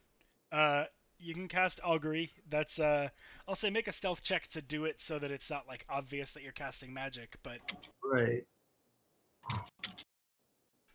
Let's- Yeah. I got a 5 for stealth. they do notice that you're casting magic, but it's not so like the reaction to magic here is very different to the reaction to magic on the continent. Several people are actually like very interested. They're like, "Oh, what spell are you doing?" It's just a personal little Oh, thing. certainly. It's personal and private. Sorry. Actually, I'm gonna try to roll stare. a deception for that. Well, I mean, that's not a lie. Okay, that's fair. That is true. And with how they feel, they're like, "Oh, okay," and they will turn away and allow you to cast the spell in secret. Okay. I got a 12 on my insight. They seem very welcoming. Okay. The information you already knew. Yeah. The story checks out. So what is your question for Augury for the next 30 minutes? What happens if we go? What's gonna happen if we go get jolly and drunk and merry with these people? Or should I say, or not and? I'll say jolly, drunk, or merry with these people. Wheel. Okay, cool. Yeah, it's pretty decisively a good thing. You follow Cranmore into a party. Oh yeah, it's gonna be a good time. Yeah. Yeah, so I assume with those answers, you all probably allow yourselves to be swept away to the public house. There are, the town Wait, starter. Jesse wanted to read some books or something. I wanted to meet Darwin, or we're in Darwin, right? No, Darwin is the name of the alderman. The name of the town is F- Hythe. Hythe? Yes, Hythe? Darwin's the name of the what? the alderman, the mayor, effectively.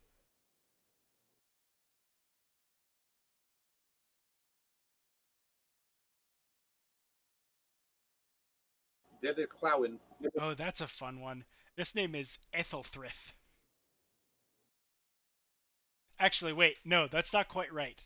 Because the F is Welsh? the F is voiced. The other one, which Thorn, I think, is voiceless. So it's Ethelthrith. Yeah, Ethelthrith. That's a mouthful. Yeah. Ethelfred. Yep. Yeah, that was right. The voiceless and voiced were perfect there. Well done. Because that shit's confusing. We'll call you Ted. The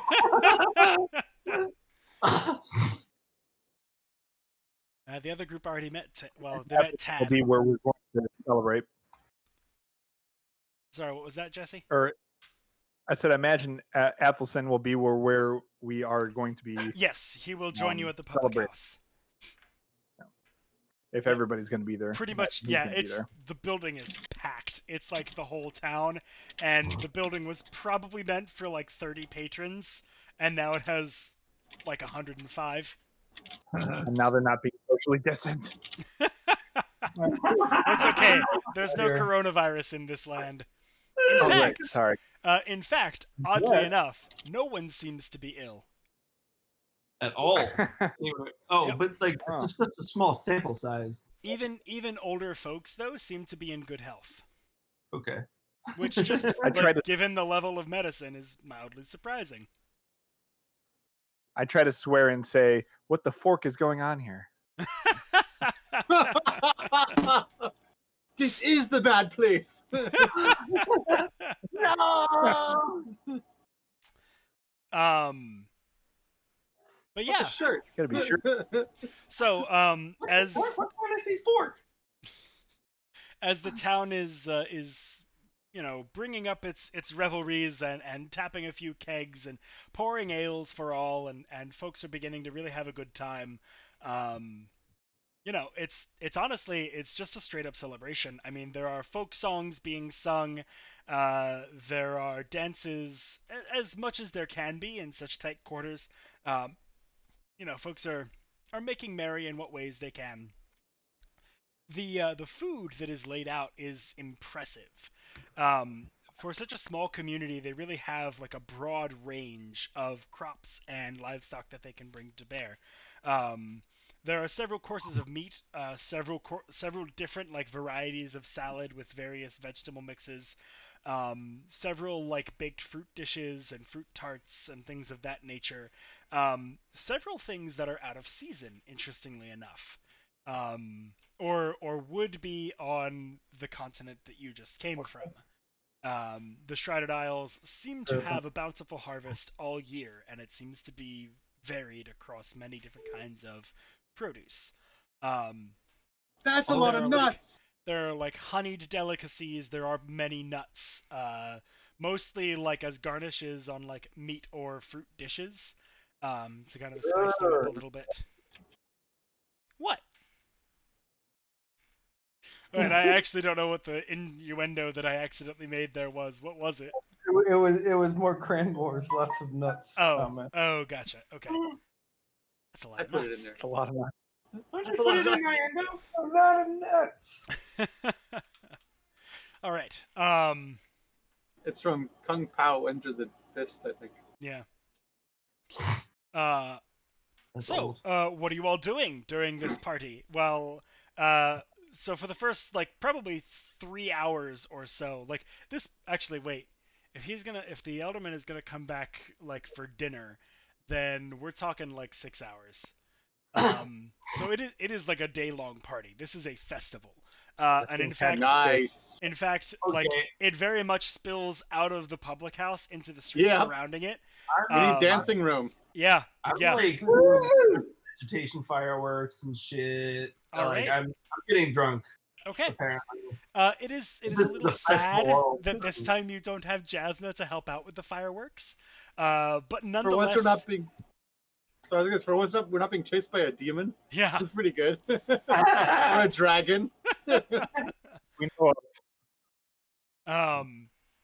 So the fireworks display is still spectacular, even without her assistance. You've done it a couple of times now. You're getting your way around it, and it's just impressive. And the townsfolk here are just all about it. And because you're doing them mostly with prestidigitation, right? Yeah. It's a disappointing lack of mayonnaise. I can add some thaumaturgy in there to make it. Yeah, absolutely. More, But just magic, because it's yo. not, there's not falling cinders. The townsfolk are dancing right under the fireworks and really getting into it, and just having a grand old time. I'll put some fireworks around them as they're dancing. Yeah, excellent. So as you all are kind of, enjoying these revelries, there are a few things you notice, especially probably Cranmore and Morthos, who are kind of tuned into these things, just anthropologically. The themes of their sort of festival songs are very interesting. Several of them seem to focus around this Saint Arthur figure. They call him Saint Arthur the Ascended, and there are songs about his feats, songs about his benevolence, and many of them kind of focus around the life that he provides and the life that he espouses.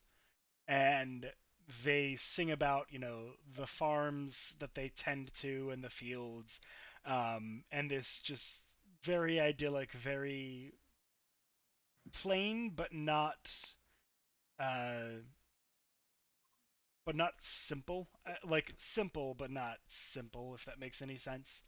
Yeah. Cozy kind of life. This uncomplicated, straightforward sort of way of living.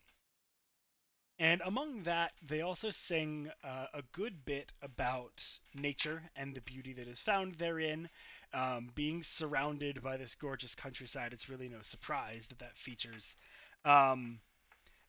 There is another thing that that kind of dots a few of these songs, and they mention guardians of the Isles, and sort of a few of the songs mention the not necessarily the debt that is owed them, but the honor that is given to them for their service.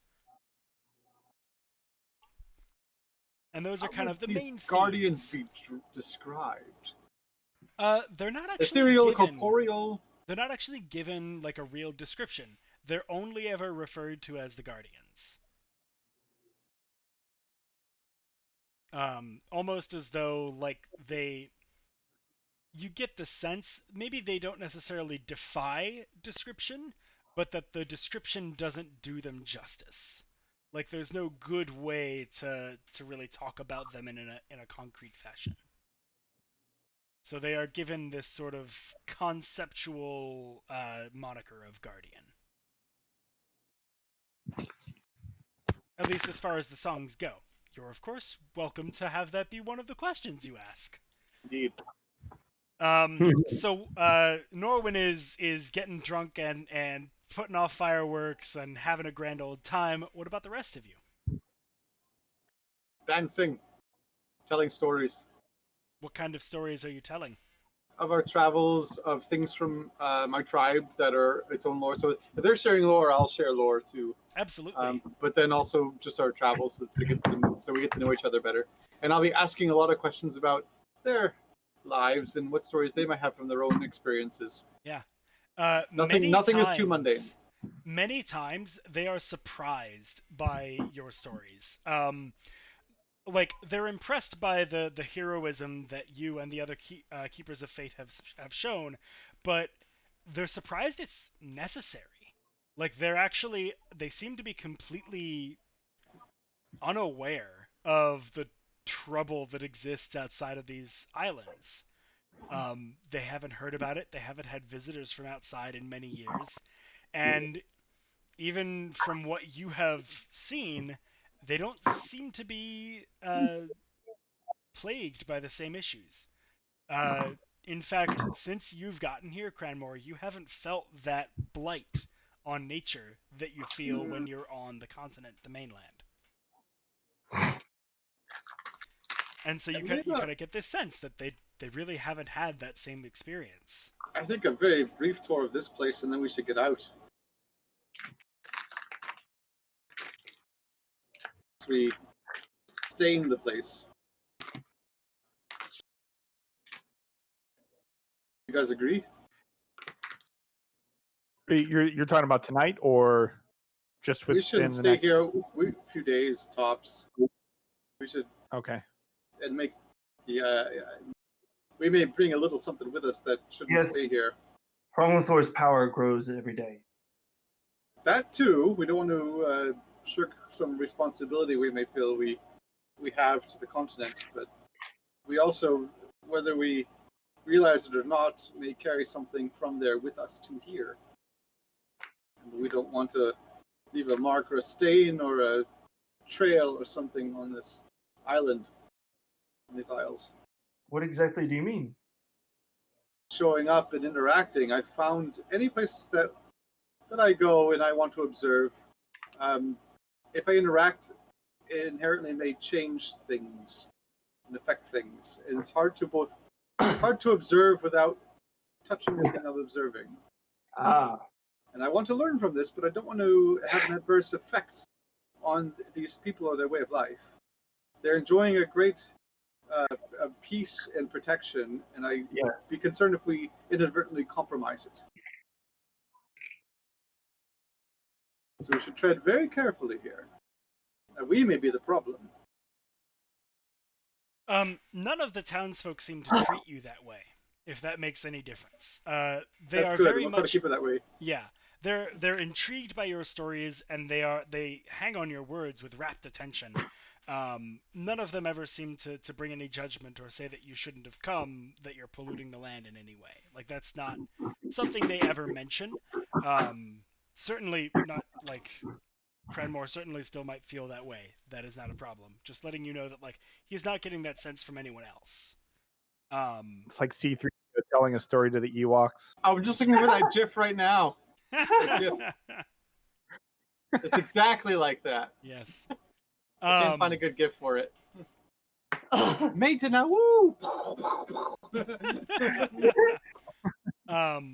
So yeah, and as you're telling these stories, like more and more, you're getting the sense that like these people on this island, you hear tales of folks from other towns around the island coming and interacting with them, and they go on little journeys to the other places in the land. Typically, they don't cross the channel.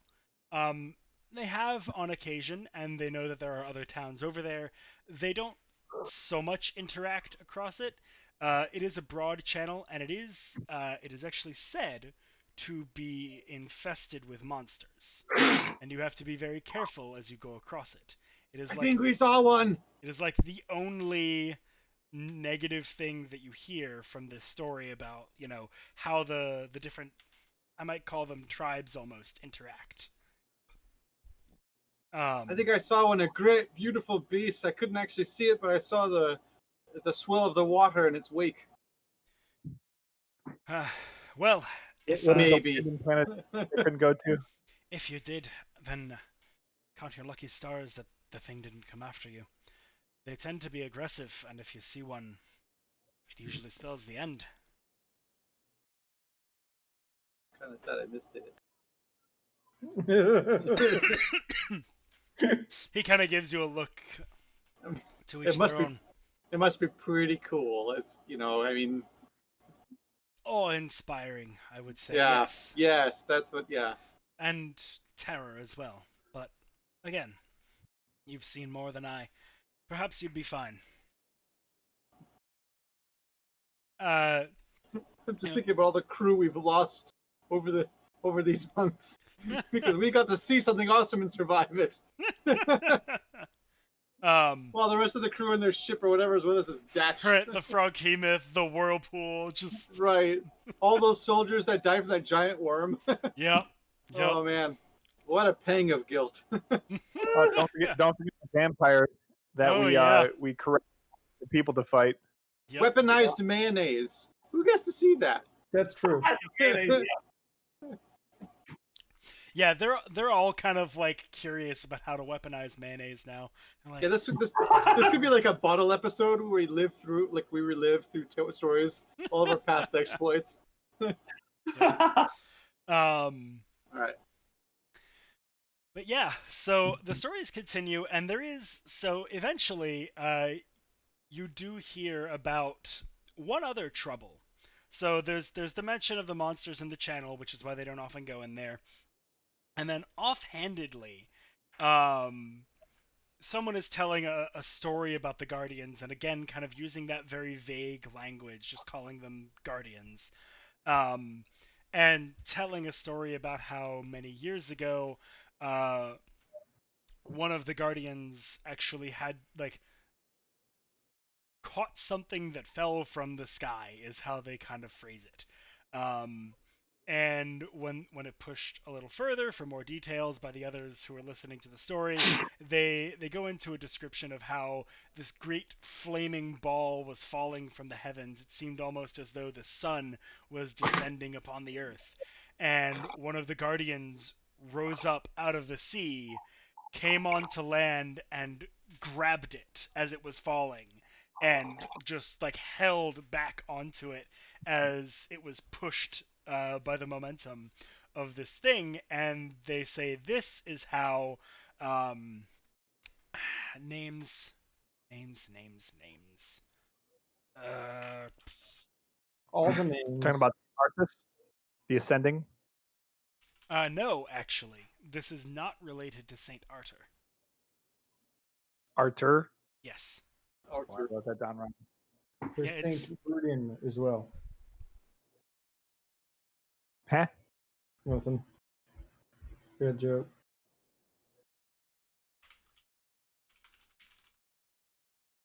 Oh wait, I think I.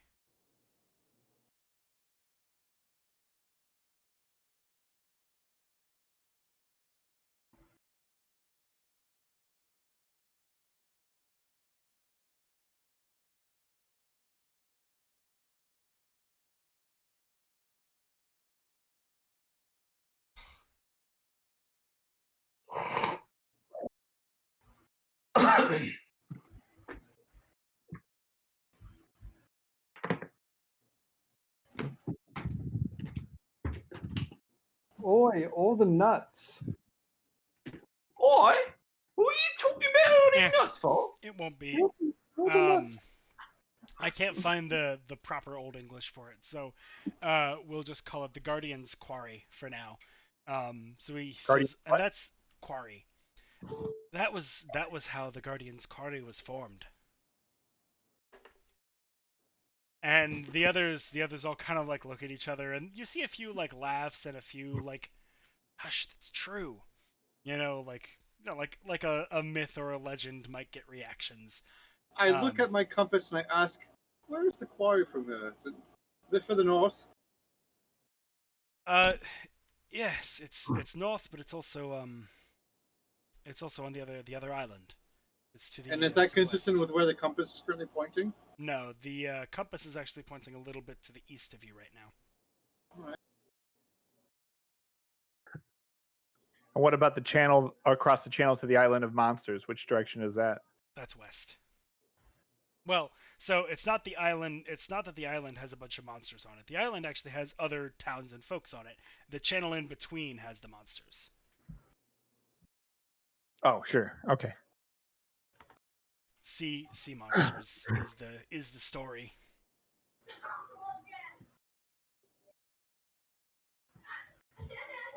And so he finishes telling this story of the Guardian catching what you guys as players would recognize to be, a giant meteor falling to Earth. And basically, him catching it creates this large canyon from his feet digging into the ground and like carving it out. Cool. I'd like to meet one of these guardians. Or maybe It's not. quite a garden. Do you say that out loud? Yeah, I mutter it. But just contemplating out loud, just trying to wrap my mind around what this being would be.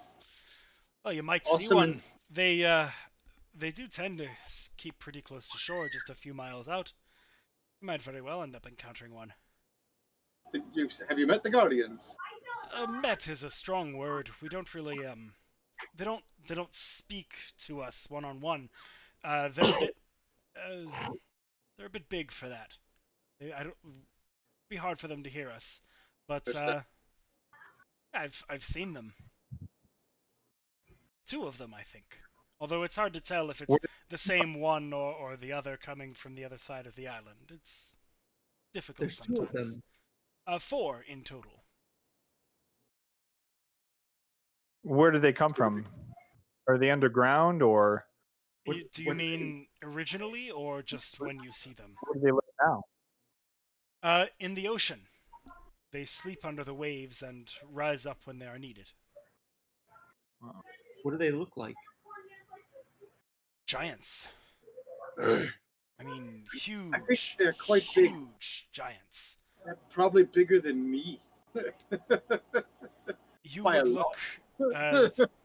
to them. You would look about as large as maybe that hair looks to you. Mm. No, not even. Field mouse, more like. Do you ever So give them adorable. gifts? Really cute.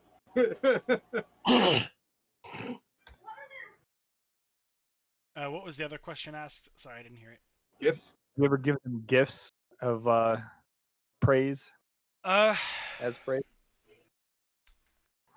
Not as such. Nothing physical. I don't think there'd be much that we could offer that would interest them. But the church does offer prayers for their protection as well as strength and continued prosperity. So in that way, we provide at least something to them in return for the service they do for us. Are they related to Saint Arter the Ascending? He is the one who was able to harness their power. Before him, they wandered the sea aimlessly, but when he came about, they responded to him. Has anybody ever seen him? Is he still around? Oh yes, for sure. He makes the rounds of the islands every couple of months, and with news of travelers from the continent, I'm sure he'll want to come down soon. How long do people live over here? It varies. I mean, for the most part, old age is the main killer. We don't tend to have too many folks fall ill, so that is a blessing we've received. I'd say about 130 years would be the average. And to note, as you look around, so they don't react oddly to any of you. Like they're not racist, guys. But pretty much everyone you've seen is human. Yeah, I was going to ask before if they've seen a centaur or an angel or a demon-like being? Probably not. But as A horn. like Yeah. they're still Okay. not receiving it negatively. Like So they're being cool, but we're probably still a bit of a something to look at. right, yeah. Being chill. Yes, definitely not what they're used to seeing, but at the same time, they are not, like, I wouldn't say they're scared of any of you, or they're not, like, angry or negative against, like, towards any of you. Just, you're different. Like everywhere. So, does this pass well? We get on to the evening where we can get a little more exposition. Absolutely. Oh, So God. as you have these stories, you learn a little bit about the Guardians, you enjoy your time with the revelers. Morthos, I think we hadn't quite gotten to anything specific you wanted to do, and maybe also Farkin. Yeah, I wanted to talk to Athelson or seek him out. Okay. And Farkin, was there anything specific you wanted to do? Nothing specific, no. Okay. So yeah, Morthos, you can find Athelstan pretty easily. He is around and definitely not making himself scarce. He's helping out, the bartender and everyone and preparing food. Also engaging in conversation where he can with everyone that he can come across. With you all several times. He's probably in there telling a few stories of his own. So yeah, you could certainly catch his attention at some point. Athelson, I have a query. How old does the history of this town go back? Well, I'd say, goodness, the first settlers here were probably 300 years ago. But it was just a few folks then, nothing really to call a town. More like a frequent campsite more than anything else. Folks would stay here because they could have easy access to fish. The shore just off of here drops down deep pretty quickly, and so it led to some good fishing trips for those who were in need of food. And the land around was plentiful, offered good sight lines, so a good number of nomadic people would stay here for a few weeks on end. And as that became more constant, I'd say the first buildings were erected perhaps, goodness, 294? No, 284 years ago. Thereabouts. It's a little fuzzy depending on which text you're listening to. Some of them say about 284 years ago, some of them say about 282. Varies. Sure, but not too many generations. Probably like 4 or 5 generations, right? Oh, as we live, yeah, possibly 3 to 4, I would say. Yeah. Do you have any writings that you don't know what they say that have weird languages that you don't know about? No, in fact. I think, for the most part, most of the texts were written by folks here, and the ones that did come from before, none of them are in a strange tongue. At least not as far as I have encountered, and I think I've read most of the books in our library. Oh. I go and pick up a book. Okay. Random book. Yeah. There's a couple of shelves in the public house or in areas nearby. Like, it's not necessarily from the library, which is a bit further away, but you can easily find a bookseller. Is it in common? The one you pick up, let me roll for it.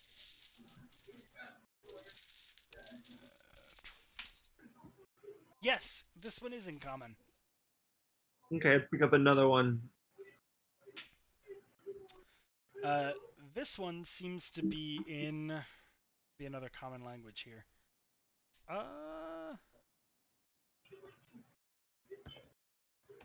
Actually, I think it would just be the two of them. So yeah, this actually is in Altaron. You cannot read it. Okay, well then Cool.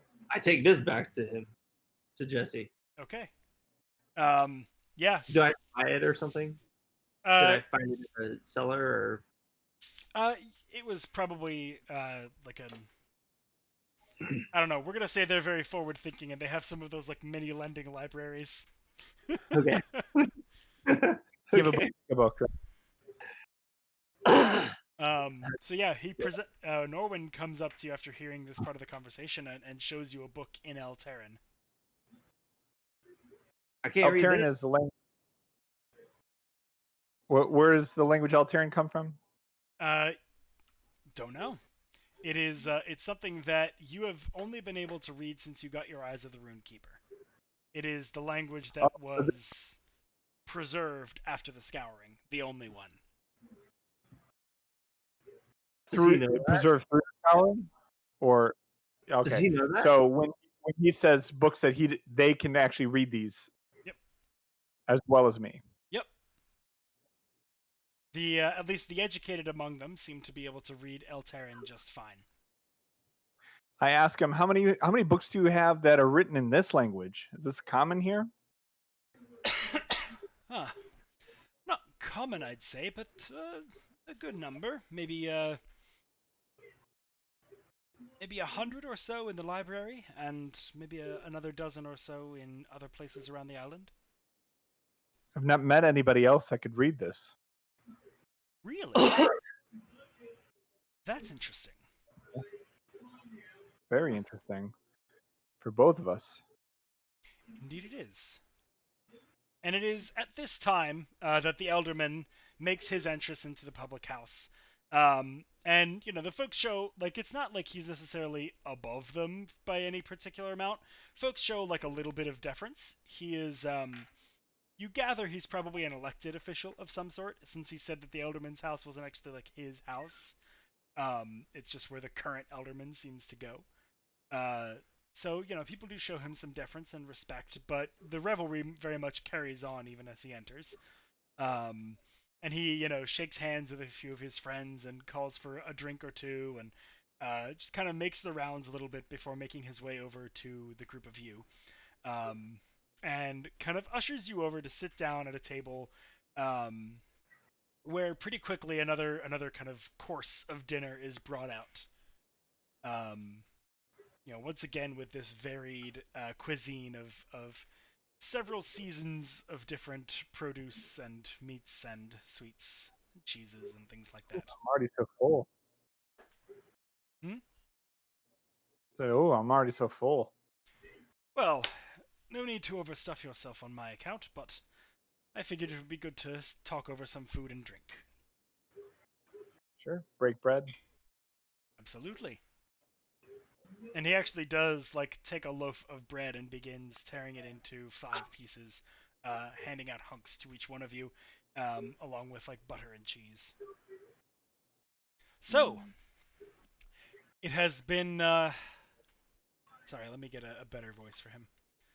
So it's been some time since we had anybody, really come to this island from outside.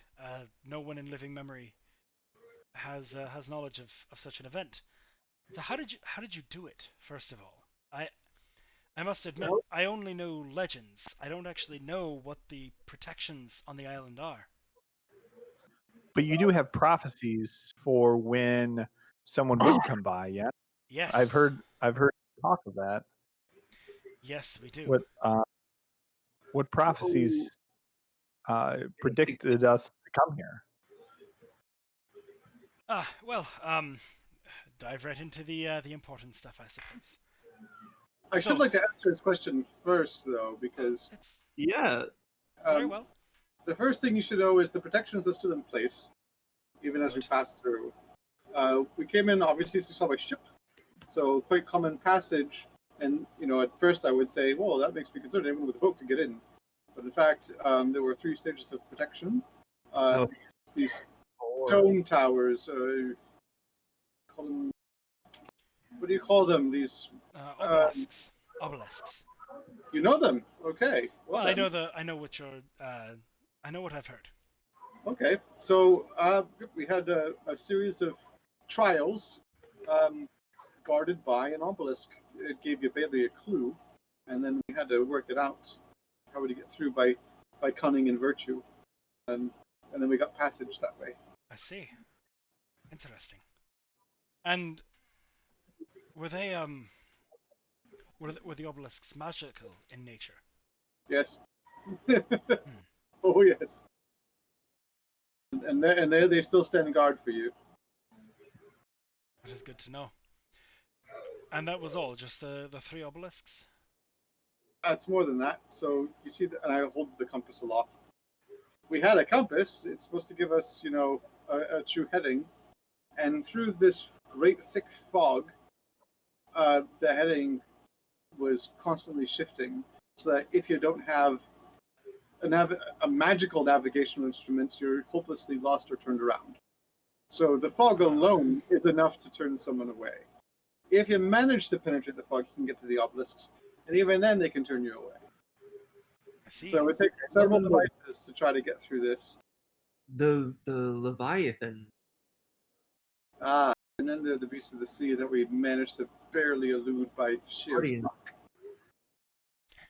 Yes, I heard most of the sea monsters lived in the channel between the islands, but I suppose it's not surprising if some of them managed to make it out to sea a bit. Some of the monsters? Well, if you believe the tales, I suppose I've never encountered one, but to hear tell of it, the channel that separates the East Island from the West is full of creatures that are just waiting to devour any ship foolish enough to wander into their clutches. Nothing ventured, nothing gained. Certainly some ships still do make the venture. There is some trade between the islands. There are routes that are accepted as safer than others. It is generally the more daring ship captains that choose to go between them. And so, Morthos, what were you going to ask her? You were asking a question. I was asking of the prophecy that predicted us to come. Yes. The prophecy. It is old. It was. In fact, to hear some historians tell it, it was here before the people were. And when they hewed the first stones to make the foundations for the first buildings around here, it was carved into the stone. And it told them that when travelers came from the fog, then would the rest of the world know the peace that we have here. So that is why you had such a warm welcome from us, because it seems like you are destined to bring this peace, this bounty, this plenty to everyone. Something that even St. Arthur cannot do.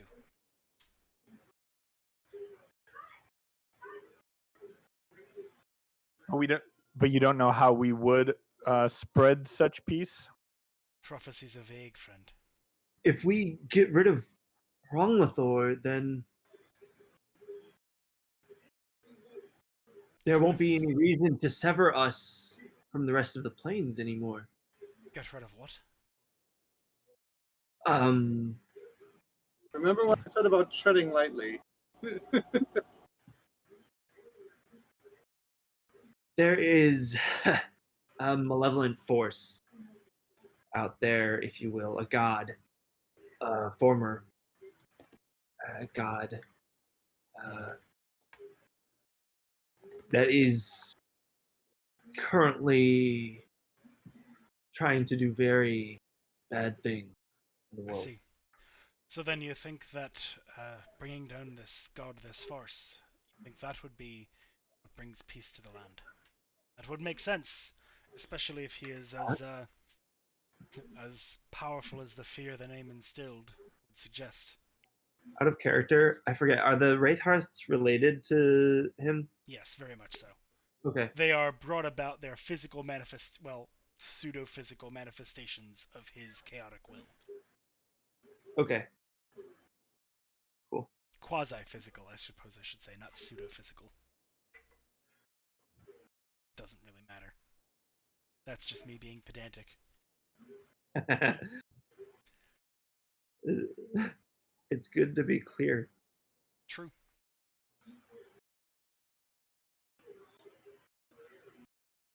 But yeah, so they are related to him. Questions at this time? Farkin, as you do stay in this area, you feel like you have a bit more control over your magic.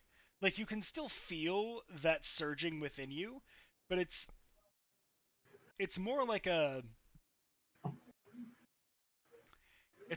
rattling of a cage than the raging of a storm, if that makes sense. Oh my god. Wait, I'm gonna.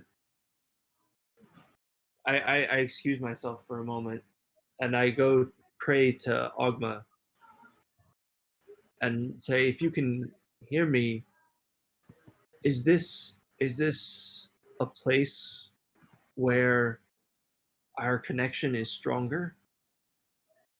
Make a religion check.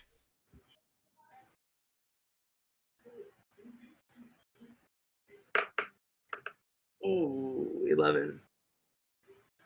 You hear a voice in your head, but it's not the one you've heard before. You've before associated Ogma with this kind of deep, booming voice, this omniscient power. But the one that comes to you now is more mellifluous, more calming, more tempered. And you hear a voice come into your mind that says, "Why, yes, you can speak more freely here. You're doing well, from what I hear, the little I can see. I am proud to have you as a priest, a cleric of my church." Thank you. Is so once we get rid of Pronglathor, will it just come back into being like connected everywhere, or There is do a we have little more work to be done. The rending of plains was done by gods, not by Hronglathor. Once it is safe, we will open that bridge again. It takes some effort, but it is doable.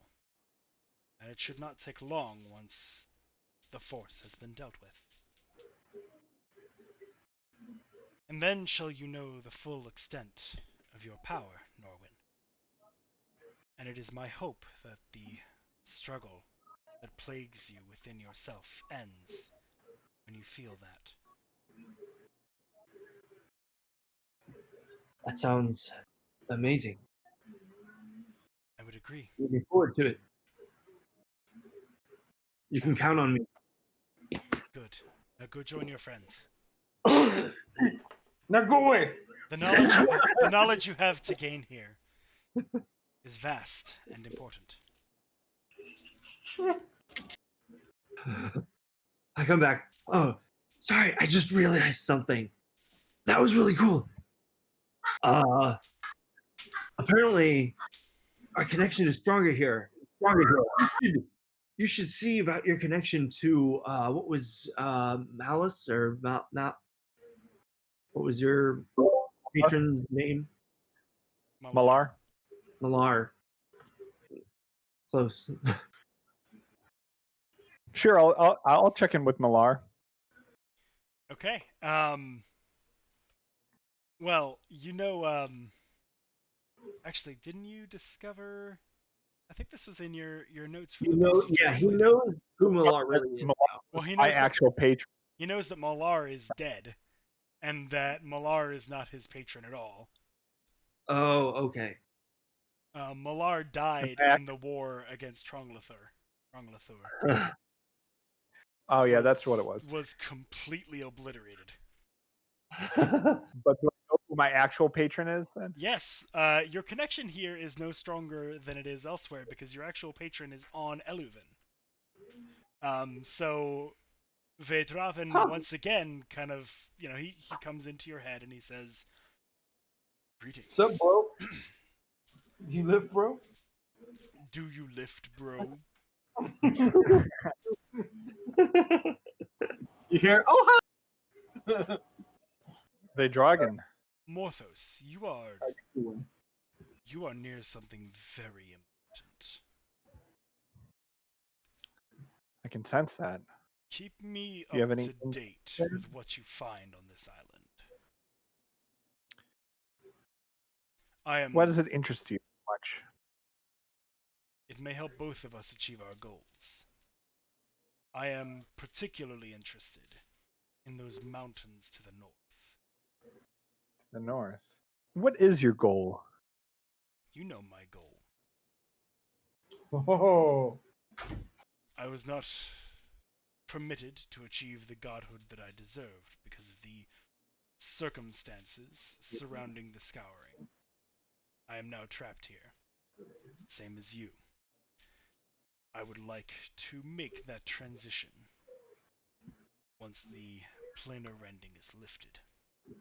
Once quarantine's over.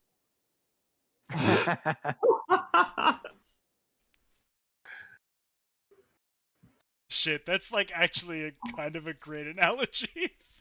Kronglathor is the coronavirus. Yeah. oh Jesus. Eluvin We're is going just back. quarantined. Wear your plane mask. That's awesome. Uh, uh, uh, uh, uh. What do you expect I will find in those mountains of the north? I honestly do not know. I would tell you if I knew. There is a legend.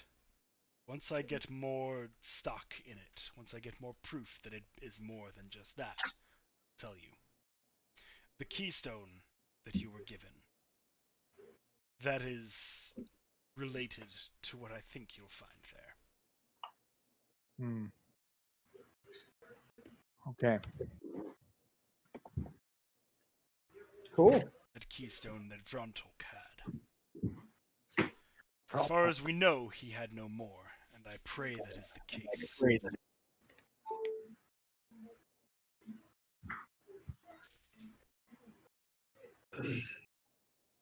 At any rate, I must continue my search for the others.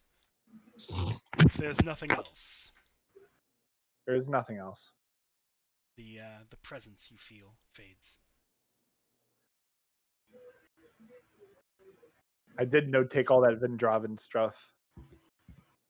It's actually, it is what my previous username was, so it's that. It's the spelling. Yeah. Oh, I added an E in there. Yeah, I mean that is the English cognate. It is the word for raven. Cool. Although depending on who you talk to, it would actually be more like that in the older spelling, but that makes it a little bit even more confusing as to how the fuck you say it. So I didn't bother. And in fact, even more so, it would be, where is it? Come on.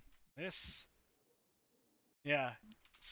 Fully correct. It would be more like that. And it's actually a TH, not a D. So it's actually more like Vethrafen. But that just gets like really weirdly awkward to say and A look lot about language, dude. at. Vethrafen. Do you know how much linguistic research I have done for this game? It is a lot. Oh man, like so Dane is like a lot of their words come from a mixture of Latin and Old Norse, which kind of in the more modern stuff, like the more recently founded towns, ends up looking more like Old English. Erevar is almost completely Latin, and Eglin is almost completely Old Norse. And then the Shrouded Isles are actually very much like Anglo-Saxon, like that sort of like language group between like Saxon and Old English, and like the melding of that with German and all that shit. Like, it's a lot. I learned more than I ever thought I would need to about linguistics. Nice. Names are hard, not just in programming either. That's true. But yeah, cool. So, You are at table still with Dare One, the elderman of the city, of the town. So, as you've asked him a few questions now, he'll come back with one of his own, and he asks, "So you've mentioned this Trunglathor, this force, and from the stories that I've heard secondhand, now that I've talked with a few others, it sounds like you've gone through no small amount of tribulation. I'm curious, what is the state of the outside world? I mean, are things dire? Are things in turmoil? Is it uh, is it isolated? Is it widespread? Um, we we know, of course, that the world at large does not have the protections we here are afforded, but beyond that, I don't really have information. We don't we don't hear anything. I am not able to hide a look of Abject horror. anxiety on frustration. my face. The looks on your faces tell me quite a bit. How bad is it? I'm a bit wary to tell you too much. No, You're in a protected place here, tell us, and please. war ravages the continents. It's spread far. There's disease, a blight through nature. There are beings called Wraithhearts that are soulless servants of Rongthor. This bit about nature. Are you saying that the land itself is blighted? Appears to be so.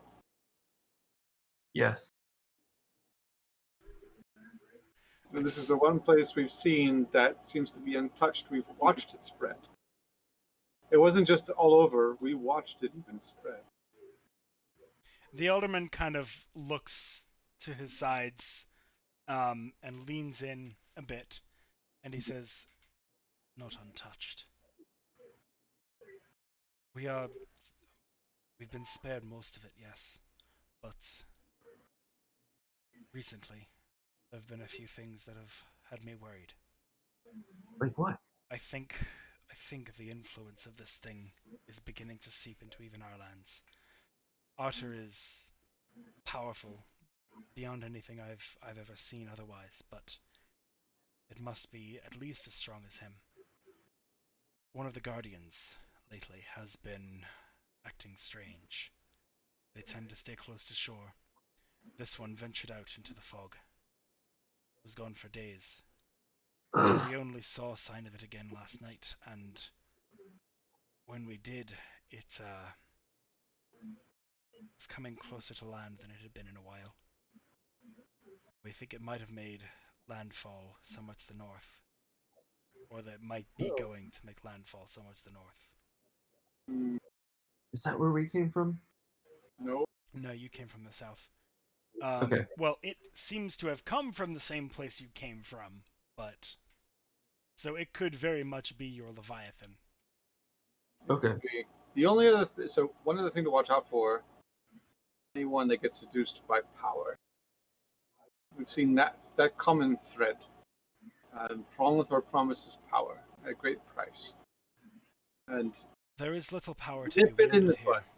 but Nip it in the bud. we will keep an eye If you out. see it in your ranks, stop it before it begins. The only one who wields any true power here is Arthur himself, and while he's not infallible, he's very near to it. And I And he's think at peace with that himself. yes, I think that if anyone could shrug it off, it would be him. Now, We need to move quickly. I'm sure he's on the lookout for it. He knows more than he tells us, and I think that is deliberate. I think he wishes to protect us from some of what you've told. But, well, I trust him. Don't get the wrong idea. I would trust Arthur with my life. This day, any day of my life. But I feel a worry for those who aren't us. Not everyone gets this protection, and, well, I worry for them. They're people too. And if there's something out there that's killing them and ruining their way of life, I don't want to stand idly by and let that happen. I don't know what I can do, but I know that I can help all of you with whatever I can offer, and you can in turn help them.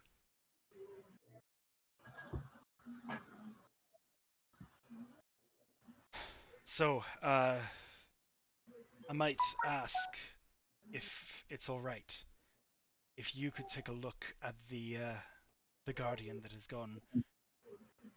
Well, I don't know if it's bad or if it's just doing something that we don't understand. Sometimes they are.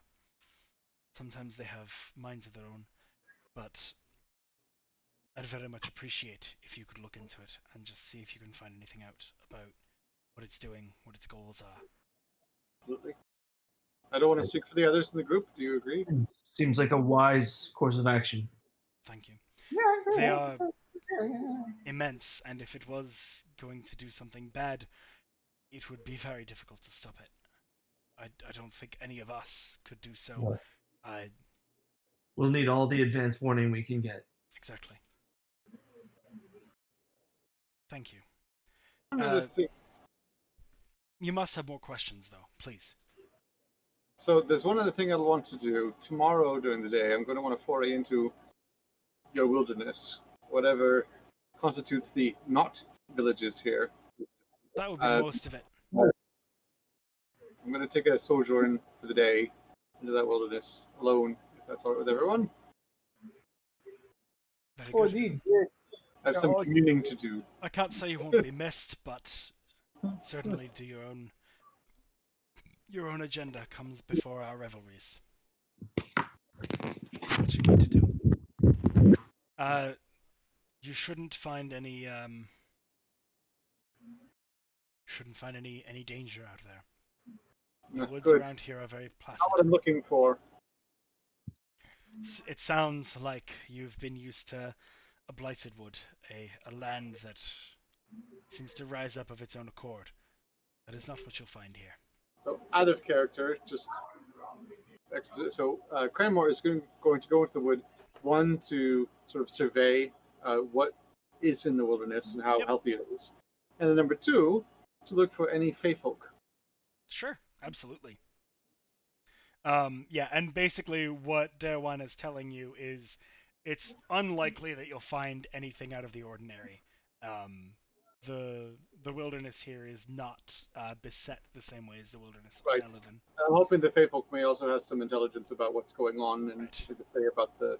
Exactly. The information he cannot give you is what the Fey folk would, what Fey folk might be around and what they could tell you. Alrighty. Cool. Very good. Farkin, do you have any questions? You've been relatively silent. I'm worried that I am not catering to your playstyle very much this session. No, it's fine. This is the more serious bits, so. That's fair. I mean, there was revelry. You could have had some fun there. Mm-hmm. There will be more revelry too. So don't worry about that. You will have plenty of chances to have fun if you would like to do so. Oh, I'm just trying to listen. Yep. Cool. All right. Are there other questions you all want to ask? So it's not like this is the only chance you get, but like while you're thinking of things, if there's anything else at the forefront of your mind, might as well ask them now. I think he has one more question in store for you all, but he'll defer to you first. No questions. Yeah, I got nothing, man. I like. Do you know how do Muffin Man? you know how to read Altaron? He lives on Drury Lane. How do we know? Is that what you asked? Yes. To be perfectly honest with you, I wasn't aware it was a rare ability. It's part of our education. It's what we learn to read as children. Do you I suppose it might have come from Arthur in the beginning. I honestly don't know. Do you have memory of things before the scouring?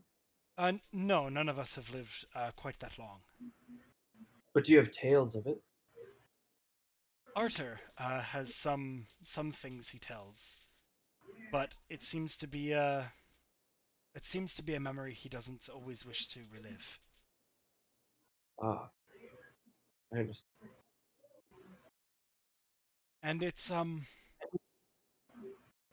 don't know how to describe it really, but it seems like when he does talk of it, which it's not like he never does, he will on occasion indulge questions, but when he talks of it, it's almost as though he's talking of a dream.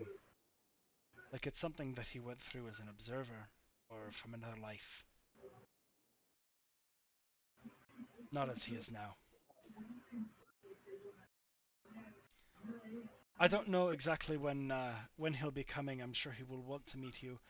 I will keep an eye out for any messages, magical or otherwise, that he might send ahead of himself. Awesome. And I'll let you know if he gives me a schedule or a day. But for now, I think it is best that we all retire. Your rooms are prepared. I don't know why I just switched to like a weird French accent there. That was very odd.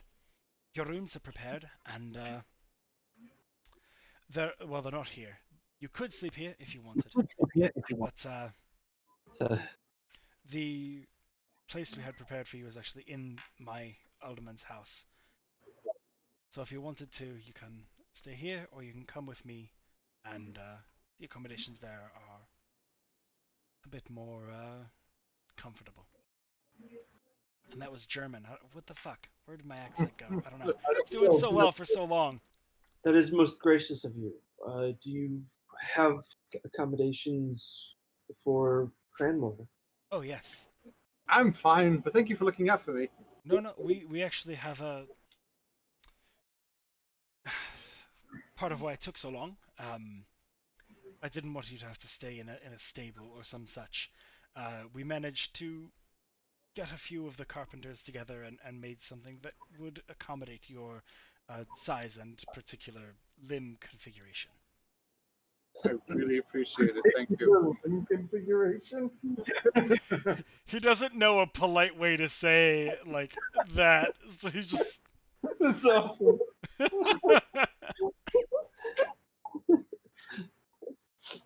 Oh, I hope it is to your. I hope it is to your liking. We did the best we could. We didn't really have another Moostar to consult. Really appreciate the effort. That's what matters. I can sleep rough. Anything is wonderful. Thank you so much. Very good. Well, shall we?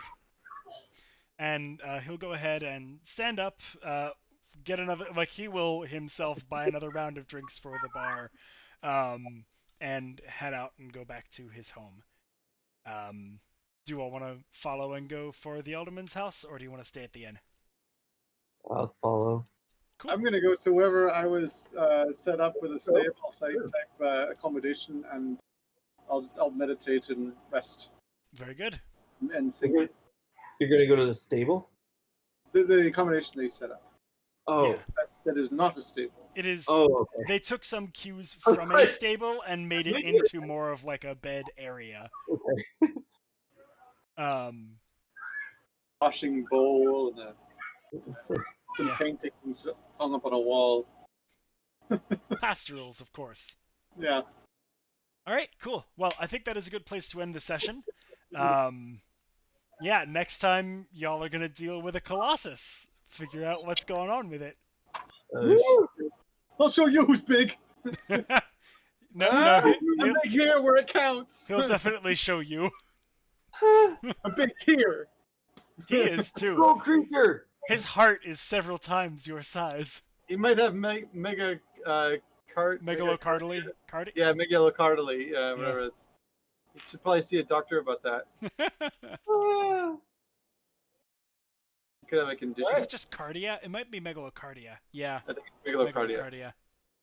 Yeah, it's oh, wait. Or cardiomegaly. That's the Yeah, cardiomegaly is what it really is. Yep.